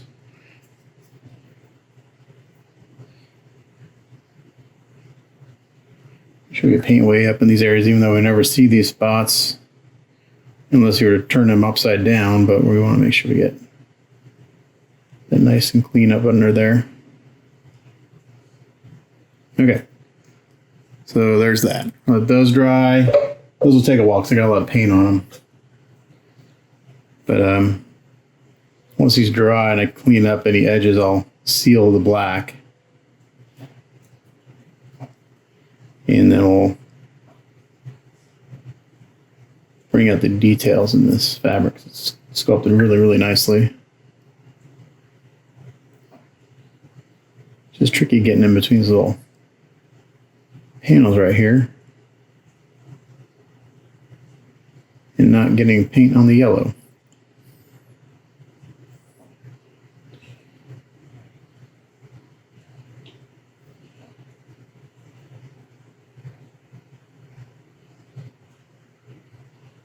We've also pulled the ropes that hold the samurai swords, as well as the knot on the belt, because they're gonna get the same color.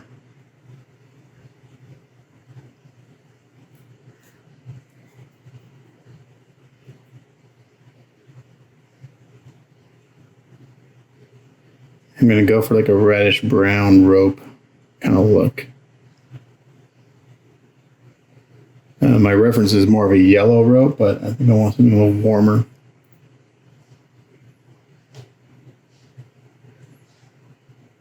I'll get a little more contrast.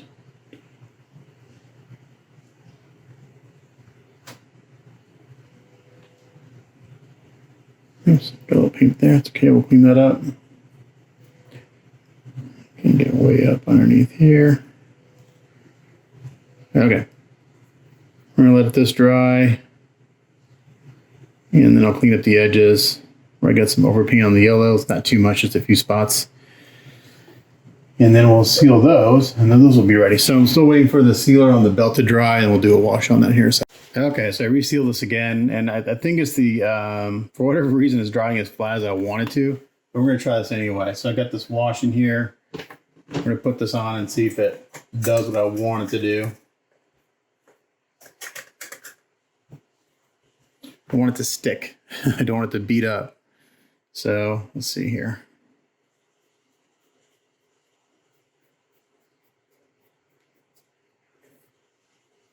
Yeah, and it's a little thicker too, so I think it's doing what I want it to do now.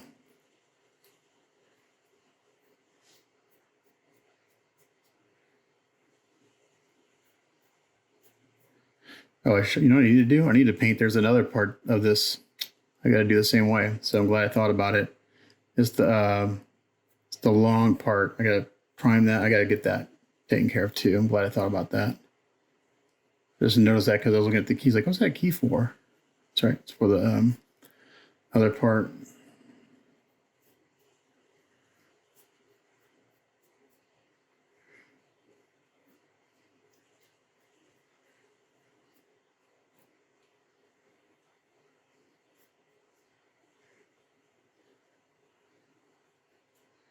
You know, I'm just going to cover the whole thing up. It doesn't matter.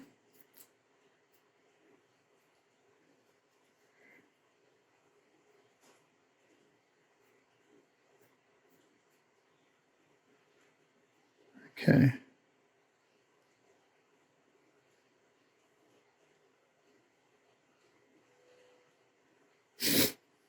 Just like that.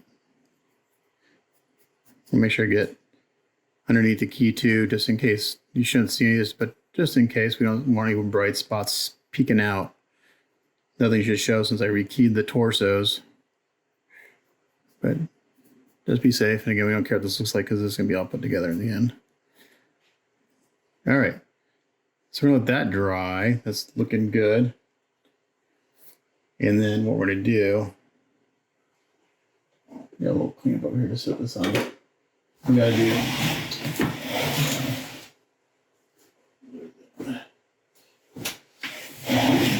this part. We need to base coat this, seal it, and then do the wash. So I'll do that also and then come back.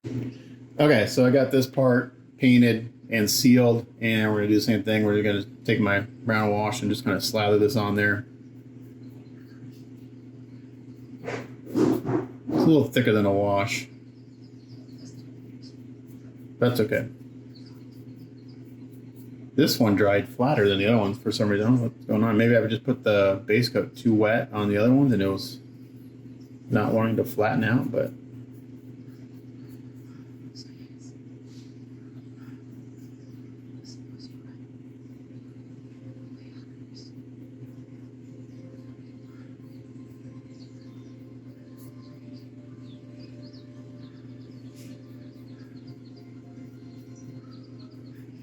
So we're going to do this. And then I'm going to let this dry. Actually, I may try something. I may let this dry. Because I actually like the way this turned out better than the belt part. I'm going to probably add another layer of wash the belt real quick. Because that's actually looking pretty close to what I want right there.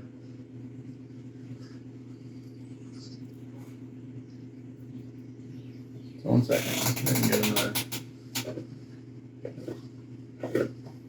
Missed the spot.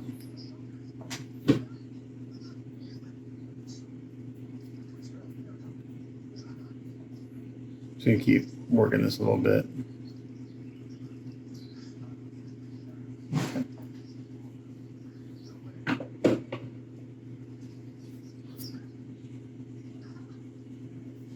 Yeah, I'm gonna do another layer of wash on this.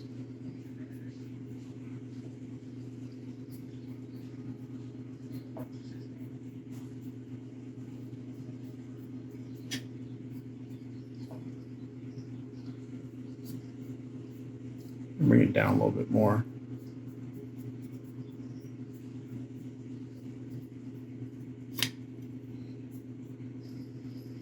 Yeah, I'm ready to try something. Okay. Let's do this.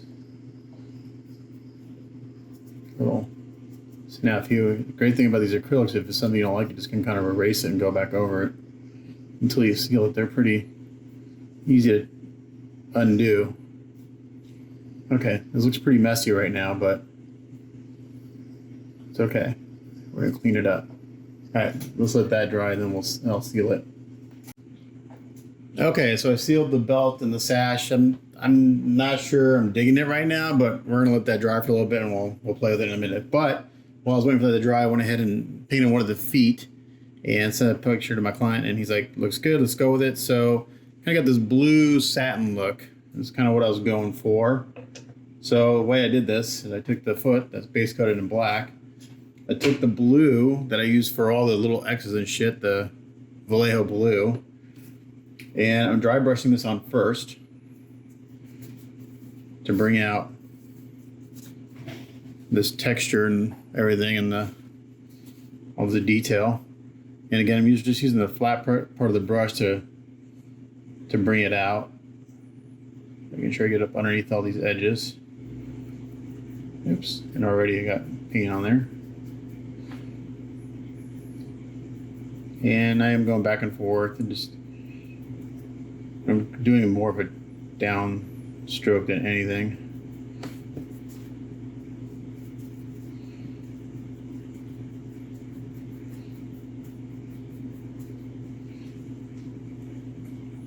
So we're going to mimic this look on the shirt and pants too.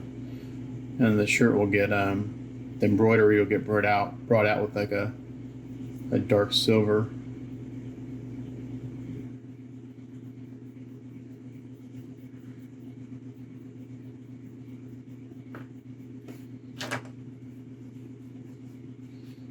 So again, just building up slowly.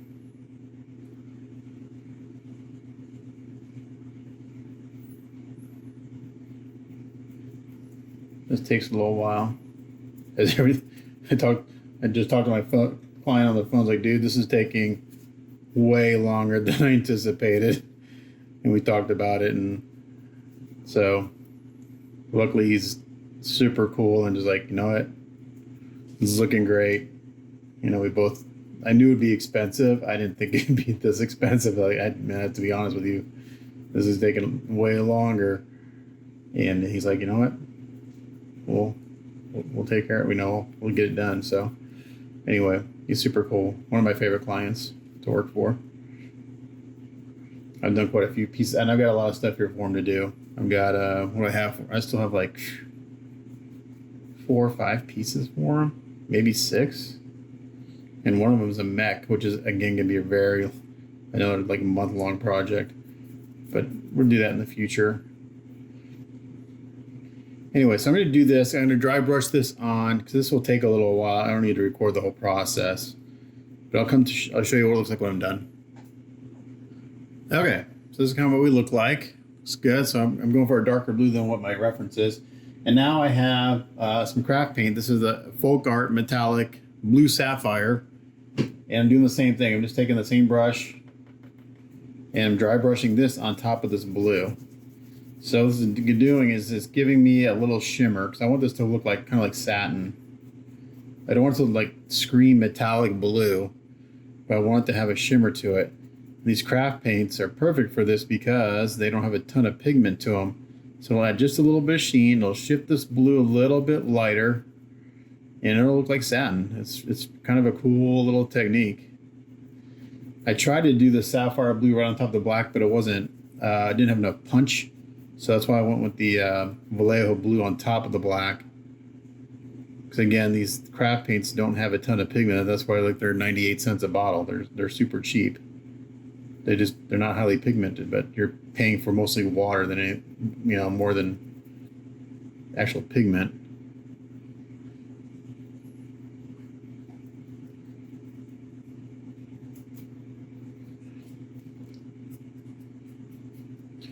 So I'm doing this pretty heavy-handed because it's not a lot of pigment, and I want to have this sheen to the surface.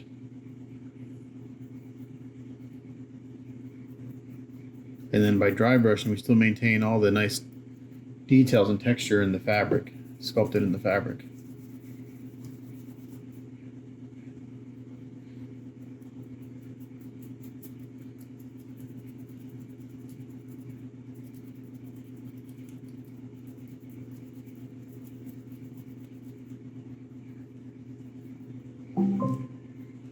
So,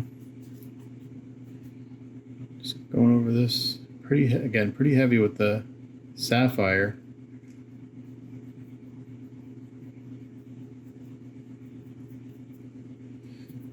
I actually really like what it's doing to this rope here on the foot, but I'm going to change that color. We're not going to do it blue. We're going to probably do it black. So I'm going to do the soles, this strap, the soles, and this rope black.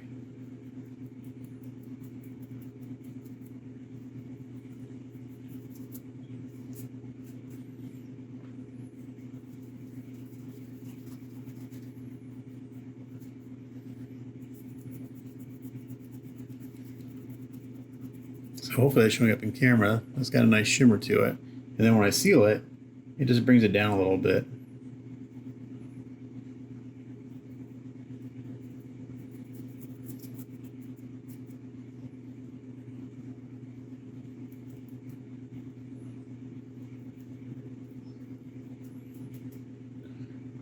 So I'm going to just keep it. I may do a little more with the sapphire in the other one. Now it's dried a little bit.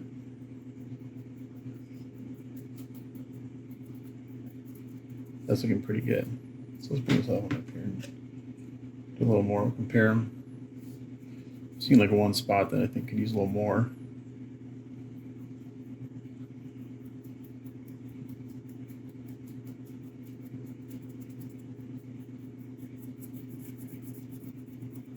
And then we'll see what this looks like. I may go in with a clear, something clear to just bring out the shadows a little more, but the dry brushing is bringing out all the details pretty nicely, all the wrinkles and everything, so may not need it.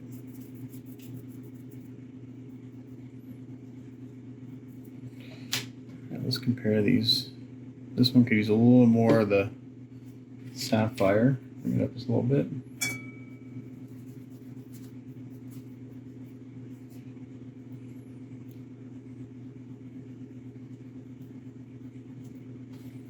And I gotta make sure I clean up the edges before I go seal this. So I don't have any blue on anything.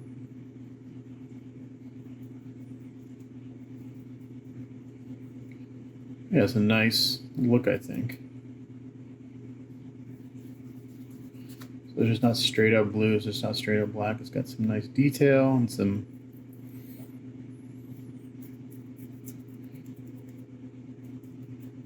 it's a nice look.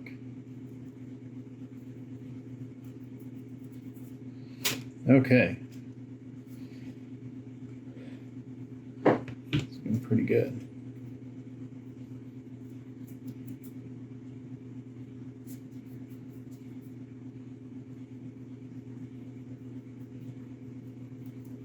All right, I'm gonna go seal these again, and then I'm gonna go ahead and paint the soles black and the rope black, and then we'll come back. All right, so you seal those again. I'm going in with the black craft paint, and I'm just gonna paint over the straps, the soles, and the ropes. And the ropes will get some dry brushing. I haven't decided what color, probably a brown to bring out those details, but the soles and the straps are gonna just stay black. So when I'm done with those, I'll come back and show you doing the ropes. Okay, so I sealed the black, and I'm just doing some dry brushing on the rope. So we got this nice kind of dark brown rope. Initially, I did this cavalry brown, but it's way too red, and it was really standing out too much. So I went back over base coat in black, and I'm doing this brown, which is just craft raw umber. So it's got a little bit of green in it, which I like. So that's looking really good.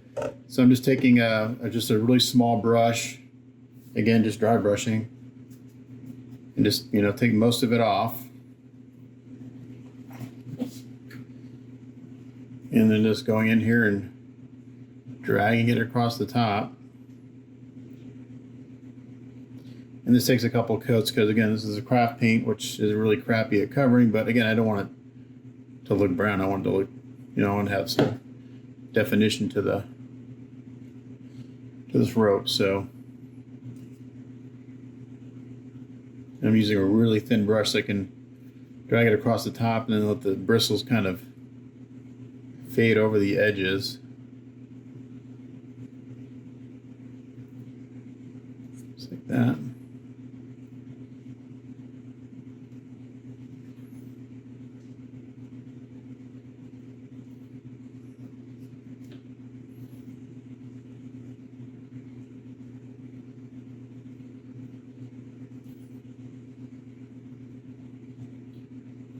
That's looking really good. Oops. So that's it for these little ropes on the sandals. So the only thing left on the feet are the ropes around the calves. So I'm going to do that when I'm ready to do the other parts. So I'll seal these. Oh, also, I started over on the waist and the sash. I wasn't liking what's happened, so I re-base coated this in some raw golden acrylic raw umber. This has been drying for a little bit. I'm going to seal this, and then we're going to do some highlighting on it. Alrighty, so I spent the past, 30, 40 minutes base coating the rope on one of the feet, and I've got a custom brown mixed up here. So what I did is I mixed some black with some of the cavalry brown. This has had a lot of red in it, but I didn't want it too red. So this gave me a nice dark brown for the rope. I just sealed it. We're gonna let this dry, and then we'll dry brush it to bring out the details. And that's what we're gonna do on the other foot and the belt and the little tie downs here for the samurai sword and stuff. So this is kind of just the base coat, but it's looking really good. But now you can kind of get a sense of what the foot's gonna look like all done. And it's looking really, really sharp. All right, so we're still working on the feet here. So I didn't paint this weekend, just a little bit. It's Monday. Took some time off, did some family stuff. But so here's the left foot. And after doing the metallic blue, my client decided that he wanted to break it up a little bit. So we did the toe and the heel in a light gray. And I just dry brushed this is called a Morning Mist. It actually has a little tint of purple to it, which is nice. So it's a cool gray and it looks nice. Just breaks it up. I am going to do some shading with some just really thin black to bring out some of the details on the toe. Base coated the rope and dry brushed it. So my base coat color is just a custom mixed brown I have. Basically, it's a little black, and a couple tones of brown. This is what I'm using for the rope. And then I dry brushed some Vallejo heavy brown on top. So this foot, except for a little bit of shading on the toe, is done. So on the other one, I'm going in right now and I'm base coating the rope with this custom brown mix, and I'm just using a small brush and just being real careful to go in there and get as close as to the edge as I can. If I get any overpaint, like I have a little bit up here, again, I just use my little toothpick and I just kind of go in there and clean it up a little bit as best I can. And once I get done with this base coat of brown on the rope, I'll go ahead and dry brush the gray on. I'll show you doing that here in a minute.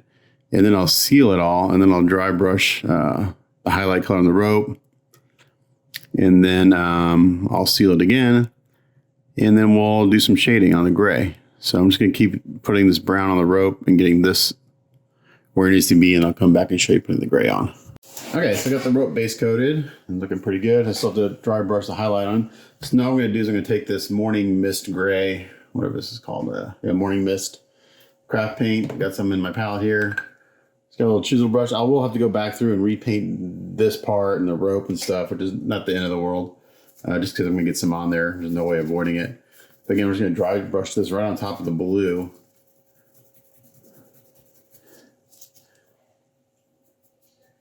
And again, I don't care about getting it on the rope or any of that stuff because we're going to repaint that. It's pretty simple. It's just black paint. Yeah, I'm just going to put this on here. Yeah, but I use a chisel brush because I can get right up underneath this this part without getting paint on it pretty easily.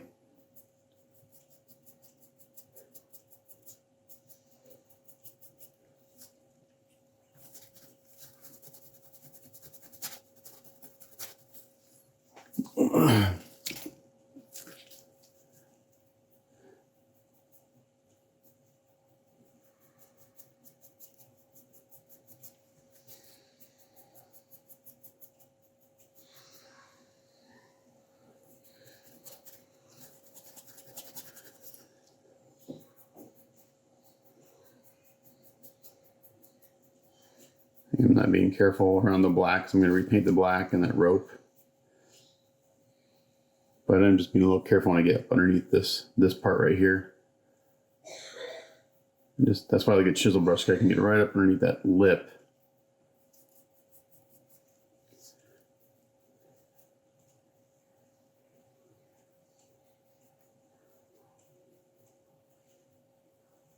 And just keep working the brush, and I'll get paint where I need it without getting any on that part.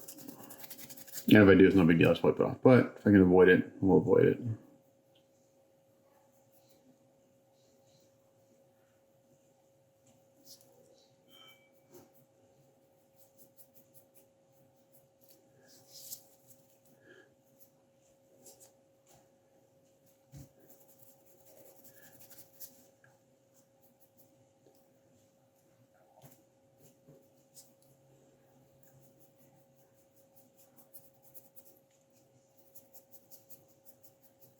I'm just kind of scrubbing this on,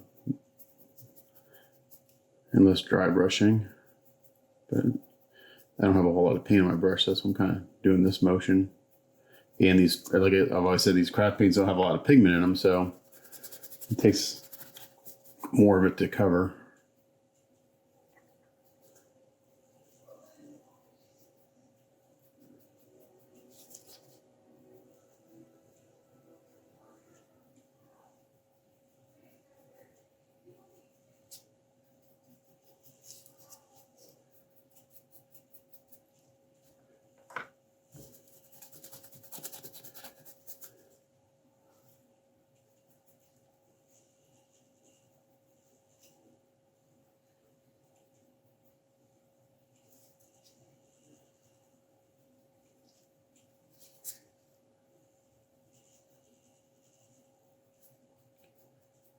That's looking pretty good.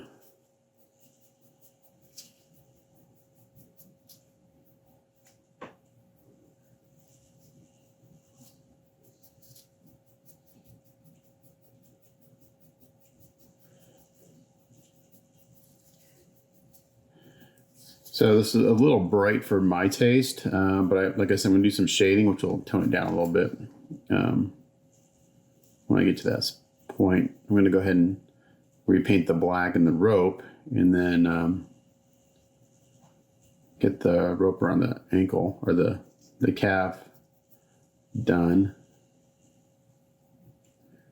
And then we'll do some shading on the gray. I'm getting a little trouble getting a little paint right here, so I just put a little bit on the pointy part of the brush. There we go.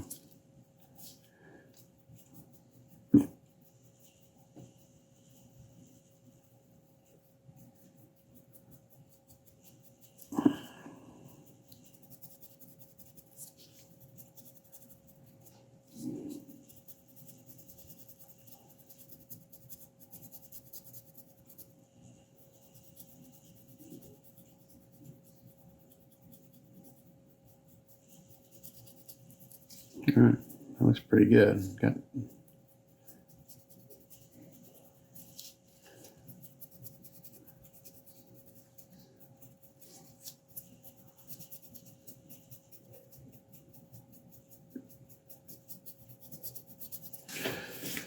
all right, just like that. Let's wash this brush out and put that to the side. It's actually one of my favorite brushes. It gets used quite a bit.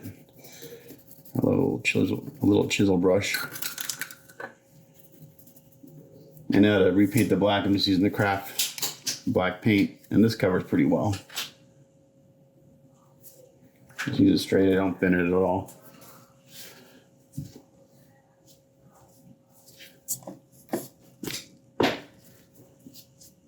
And then we're gonna go in here and just paint over, repaint these areas.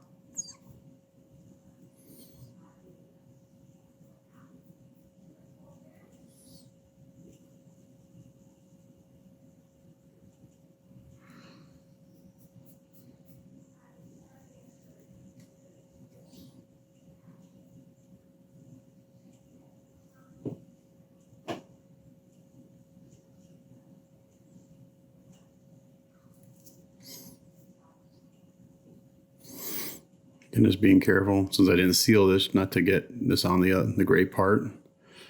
Just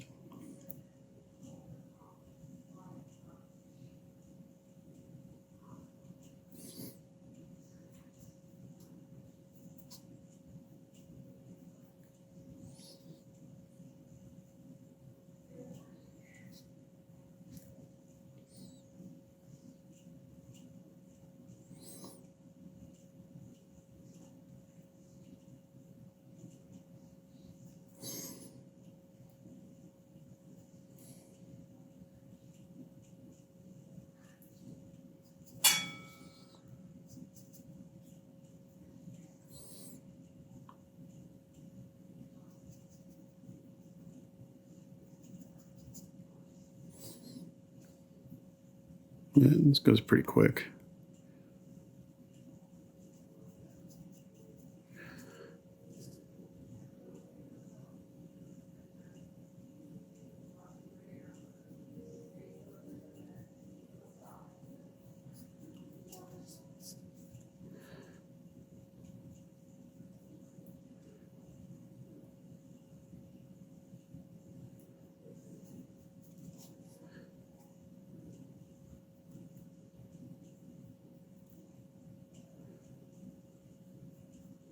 Now, what I may do on this is this foot is a pretty tight fit in the key. So what I made, and once I'm done with these, I may take all the paint off of this part and the inside key of the base. It's a tight fit, so I may just do that because I don't want to have it too difficult to take in and take the foot out of the thing and risk breaking something in the attempt of, putting it in and taking it out. So.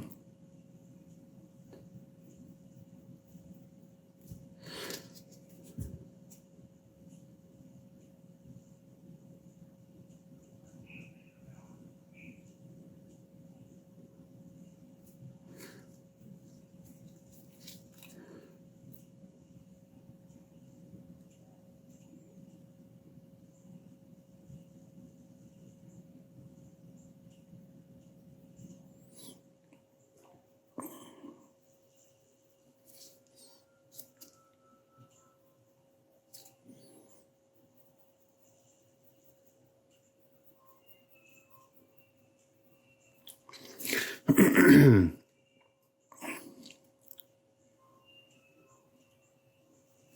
once I do this and we cut that rope on the sandal, I'm going to dry brush that rope on the sandal.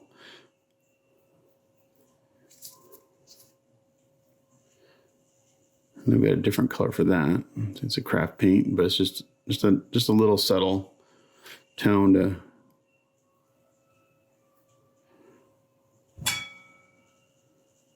this. My glasses keep hitting my light. I got like 4 of these lights and they're constantly moving around, pointing where I need.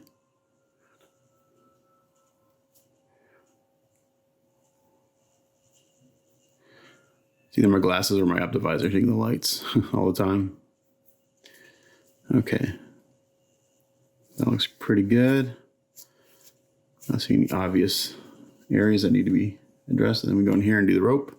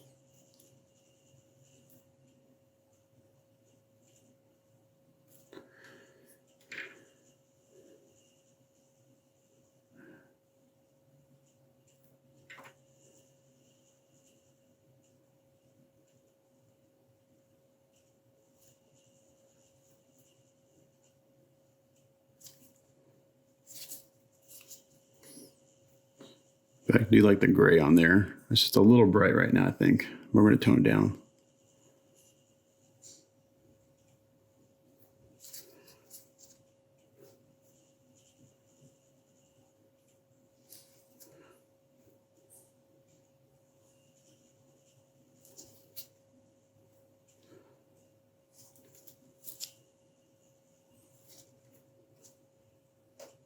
All right, sorry about that. My memory filled up. I had to change my storage location on my phone.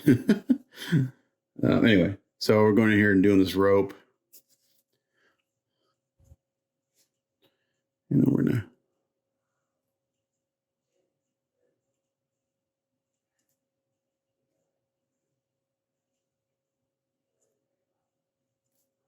the most exciting thing to watch, but it didn't take very long, so I'm just showing it to you.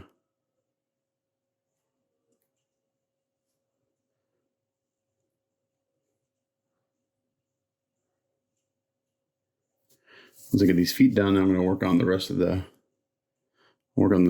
pants and then the shirt. And I've got to cut in the black on the arms, which I've not done yet. And I'll do it with this paint and just a brush. I'll show a little bit of that, but that'll take some time.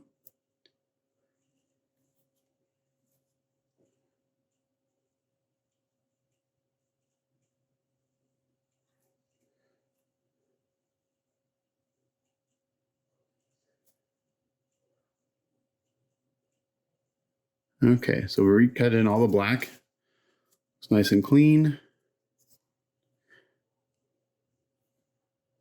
So it just takes a few, 15, 20 minutes to go back and redo some of this stuff after you change something. That's why it's always easier to get it right the first time, because redoing it takes longer. But that looks good. So I'm going to let this dry. I'm going to seal it and we'll come back and we'll do the dry brushing on the ropes. All right, we're going to get a light coat of sealer. For this rope, again, we're just using Vallejo heavy brown. Just put a little bit on my palette. I don't need a lot. I'm actually getting low on this. Hopefully I got enough to do the rest of the ropes. I also went ahead and base coated these parts because I still have to do the belt. I still need to paint the light part of the belt and the sash and do the ropes there. But for this rope, I'm going to use where's my chisel brush? There it is. It's about time to clean up my work area again. It's getting a little out of hand.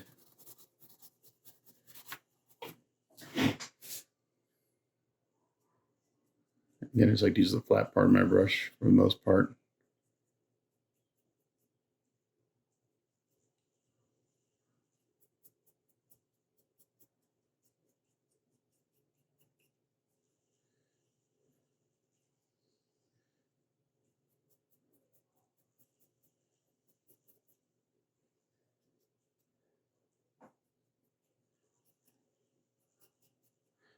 And once I kind of get the majority of the paint off the brush on the high spots, then I can go through and I start really kind of dry brushing.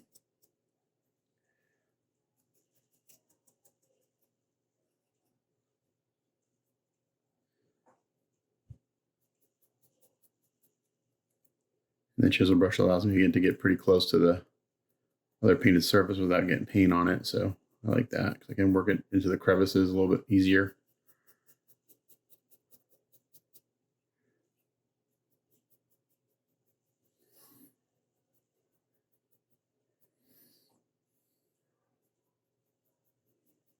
It just kind of naturally shades everything pretty nicely.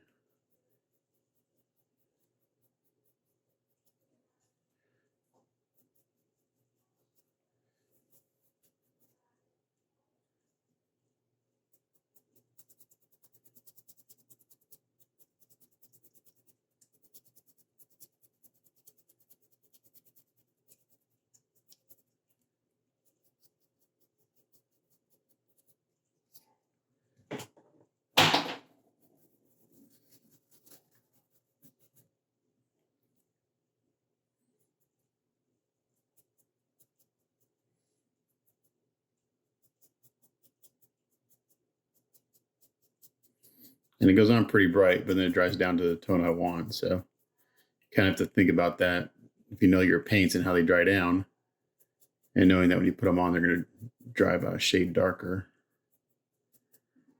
So you just kind of have to anticipate that.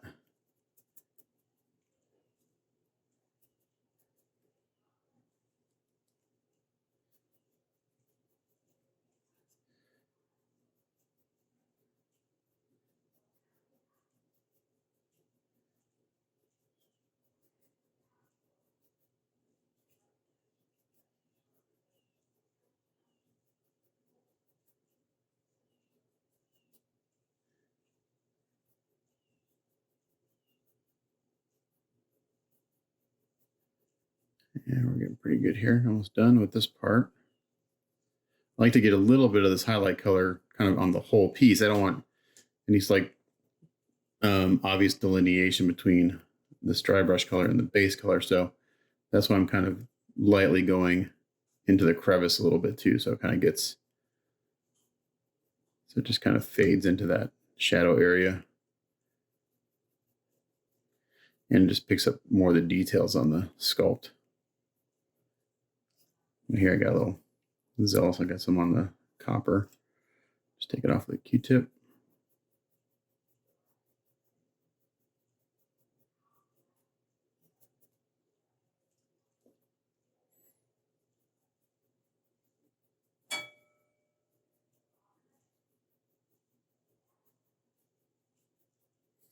All right, that looks pretty good. Okay, so let's wash that brush off. And then for the little rope on the foot,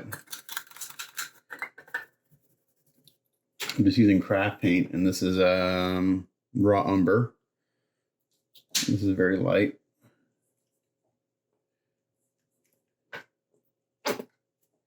And for that, I'm using just the same brush I used to base coat the black in again. Get a little bit on. Wipe most of it off, and then we just come in here and just drag it across the top.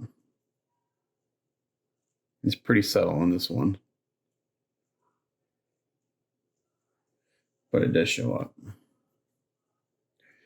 Basically just want to tint this black a little bit just so it's not just straight up black. And there's some nice detail sculpted here, so I might as well bring it out.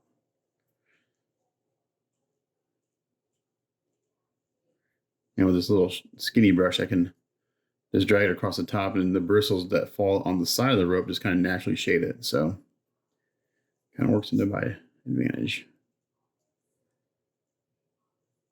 Okay, we're almost done with the feet here. Can't believe it. Then we're going to move on to the pants and stuff.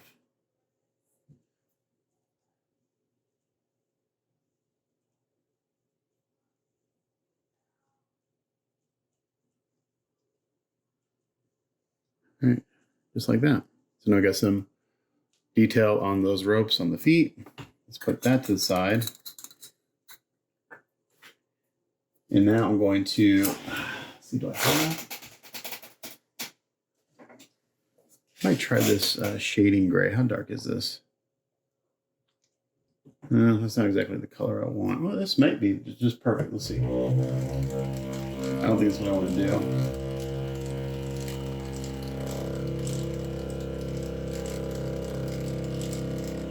Got this acrylic golden shading gray. I don't know if it's dark enough for what I want. My initial thought is to use transparent black. Let's see if I got some. I don't want black green. I got a little, let's see if there's enough in here. I've got a little bit of Garage Kits US transparent black. What I'd like to use is Mr. Color transparent black, but I haven't been able to buy any in a while. Okay, there's a little bit in here. Let's see. I don't need a lot. Okay, yeah, so this is GarageKits.us transparent black. I haven't been using these paints in a while, simply because Jesse can't get them, and since he can't get them, I found alternatives that I kind of like better.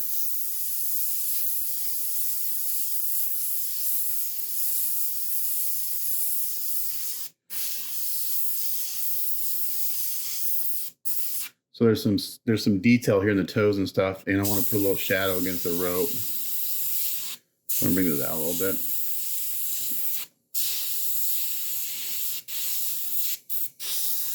And I'm gonna put a shadow up under here.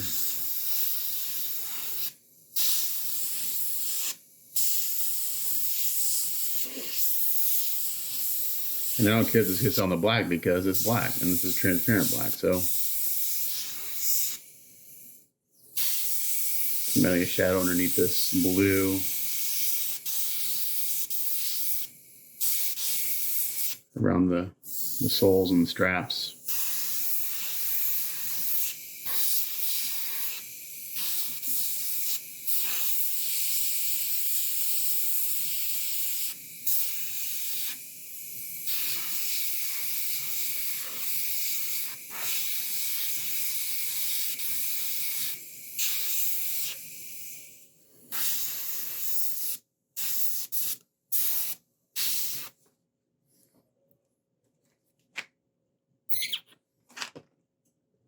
I'll make airbrush a little bit more.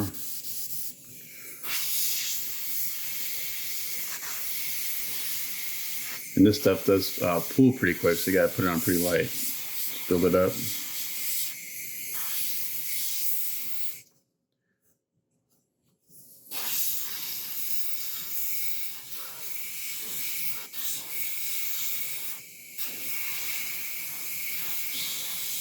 Oops, you gotta turn my air compressor on.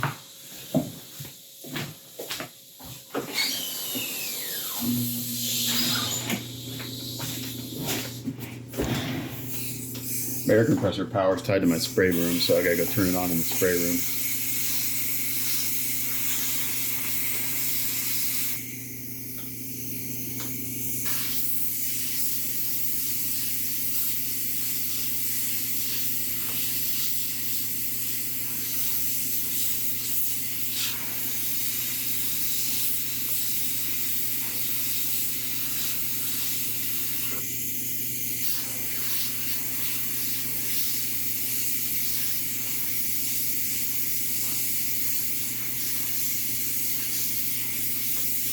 All right, this is looking pretty good. I just want it subtle. I don't want to kill the gray. But I do want to bring out some of these details and stuff.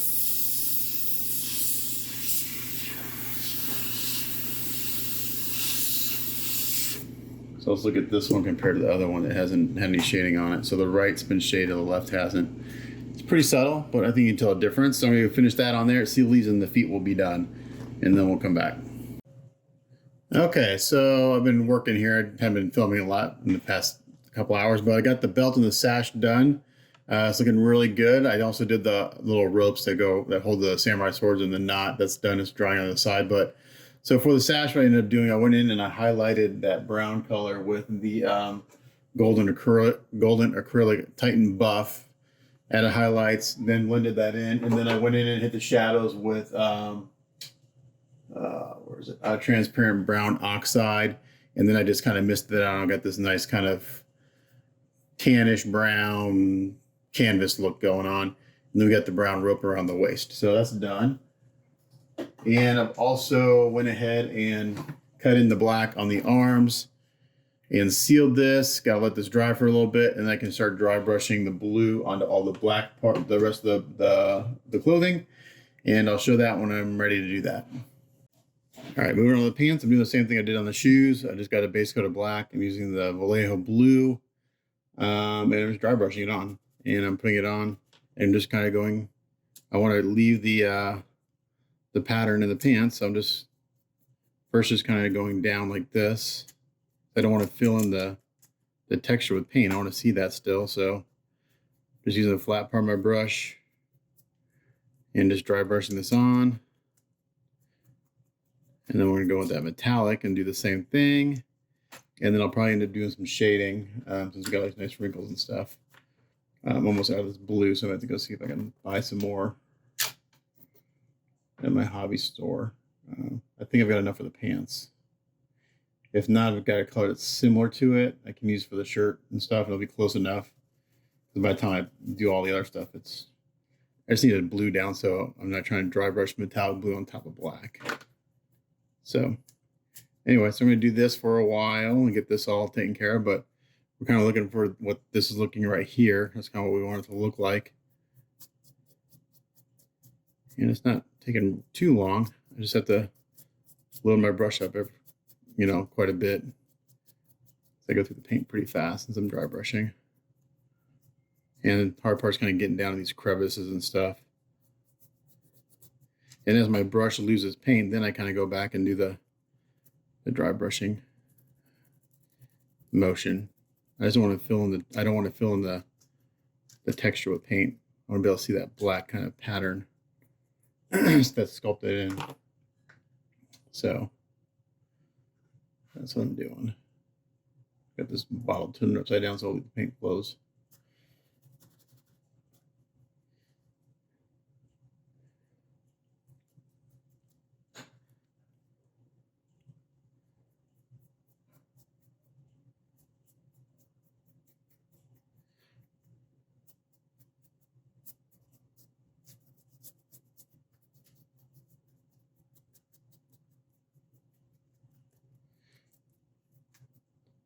And I can take some of the paint that I have on the paper towel from offloading and pick some of that up.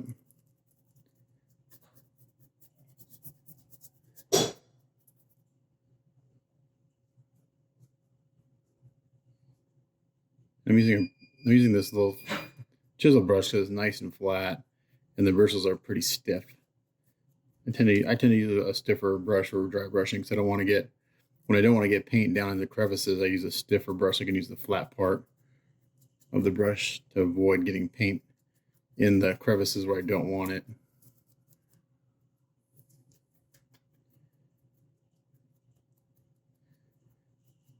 So I'm going to keep doing that. The front looks pretty good. So I'm going to go around and do the back, and then we'll come back and take a look. Okay, so I did the Vallejo blue, and I'm going in with my Folk Art Metallic Blue Sapphire and dry brushing on top of that. And that's how we're getting this kind of satin look. Satin, not finished, but satin-like satin fabric. I got a big kind of flat brush for that.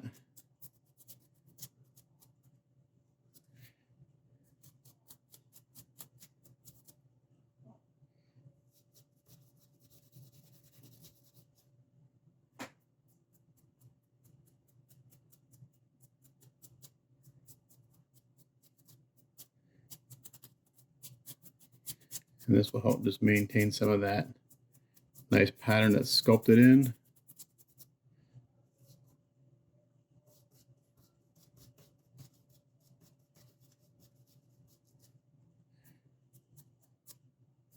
Again, I just kind of do an initial downstroke first.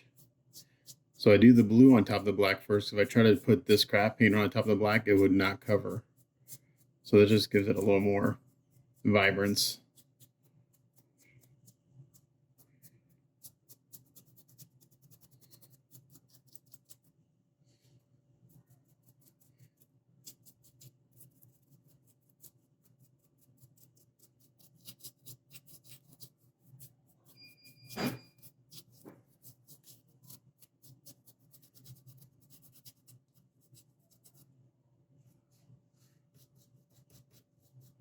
And then once this color's done, I'll seal it. And then I'll probably go in and hit the shadows a little bit, because there's some really nice folds and stuff sculpted in this piece. And I like to bring those out a little bit.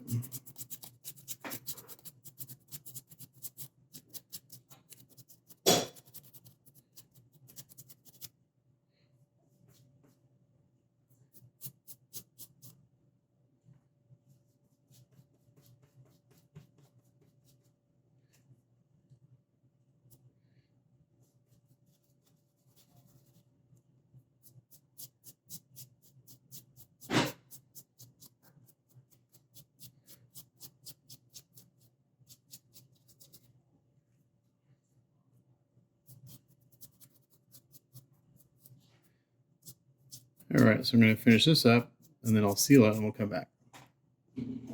Okay, here it is after we sealed it. Now I've got some of my Mr. Color clear blue shadow that I've had mixed up for a couple years now. And I'm going to go in here and just hit these shadows a little bit, see what this looks like. Bring out some of this definition. I'll do a little bit on camera, I'll do the rest off.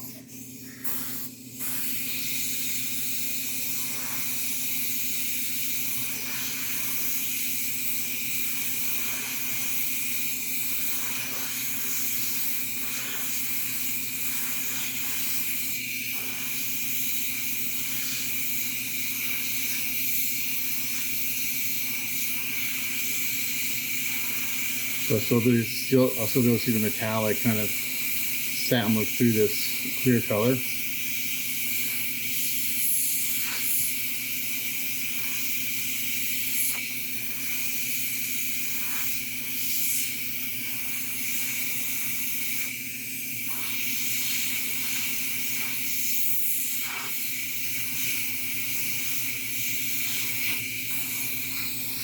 That's looking pretty good.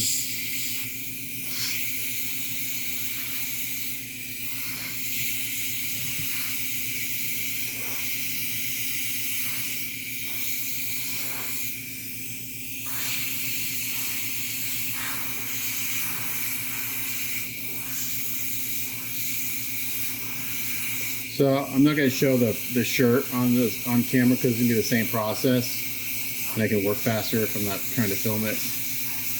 I'm going to hit down here pretty heavy since this is all shadow around the boots. And you don't see this unless you tilt this upside down anyway, so.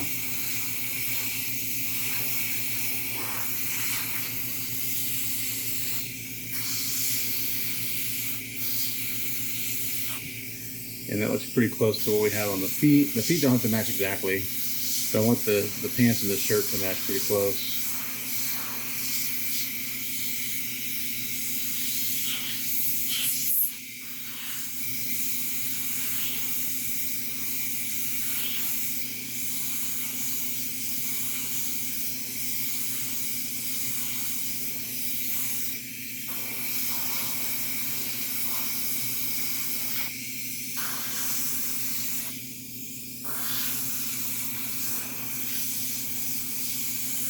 This is probably going to be relatively quick. It's just a matter of building up a little bit of time. Getting the real deep recesses really, really dark.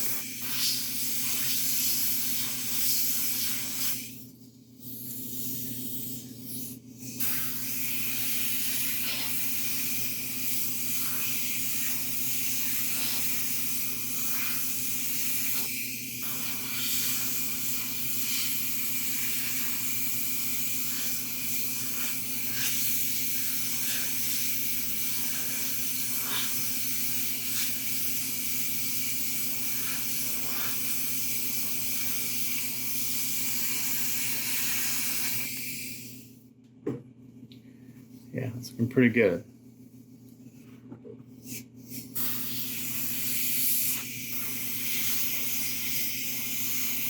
Once it dries a little bit, I'm going to hit it again, then it really kind of intensifies the shadow.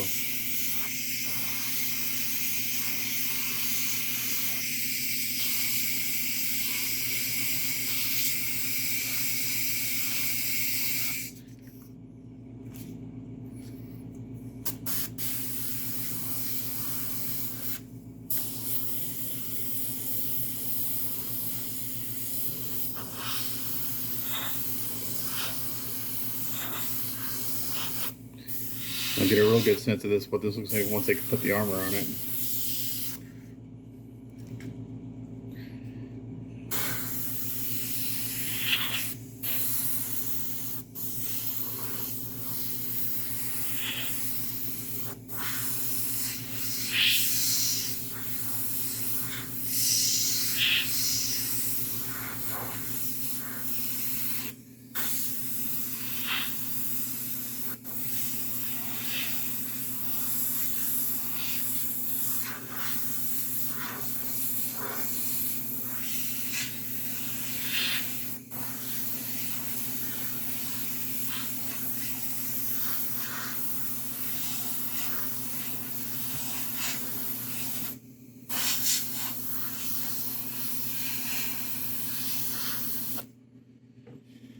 Okay. Yeah, that right leg's looking pretty good. It's kind of tricky to handle this thing because it's heavy. It's solid.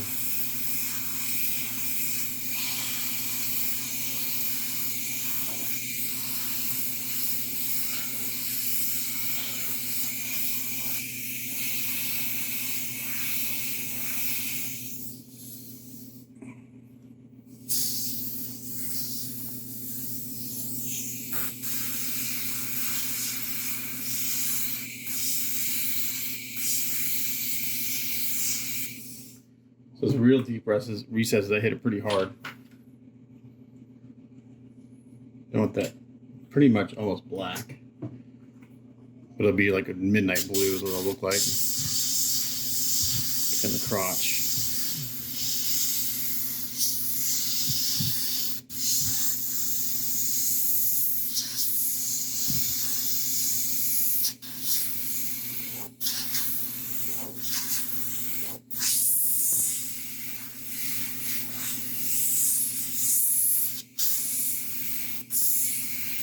So on these areas, I start in a real deep area and just fan it out.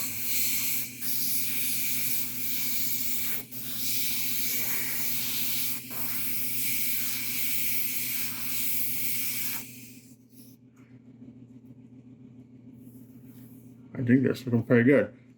I'm going to finish this up and seal it, and then we'll put it together, see what it looks like. Okay, after sealing the pants and letting them dry for, I don't know, 10, 15 minutes, I think we're looking pretty damn good. I'm really happy with this. I just sent some photos to my client to see what he thinks. I'm guessing he's going to really like this, but I'm going to consider the bottom half of this done. So I'll probably call this video finished because the shirt and the arms are going to be the same technique as the pants. The only thing different on those is that when I get to the embroidery areas that are on here, I'm going to probably bring us those details out in silver. Just a little bit of detail painting on those. I did base coat the arms today in black with the brush. That took a little bit of time. And the shirt's base coated. So I'm going to call this video done. And I'll decide if I show any of the shirt and sleeves on video for the next work in progress. But as always, thanks for watching. It's Matt Rosick. We'll catch you guys on the next one. Bye.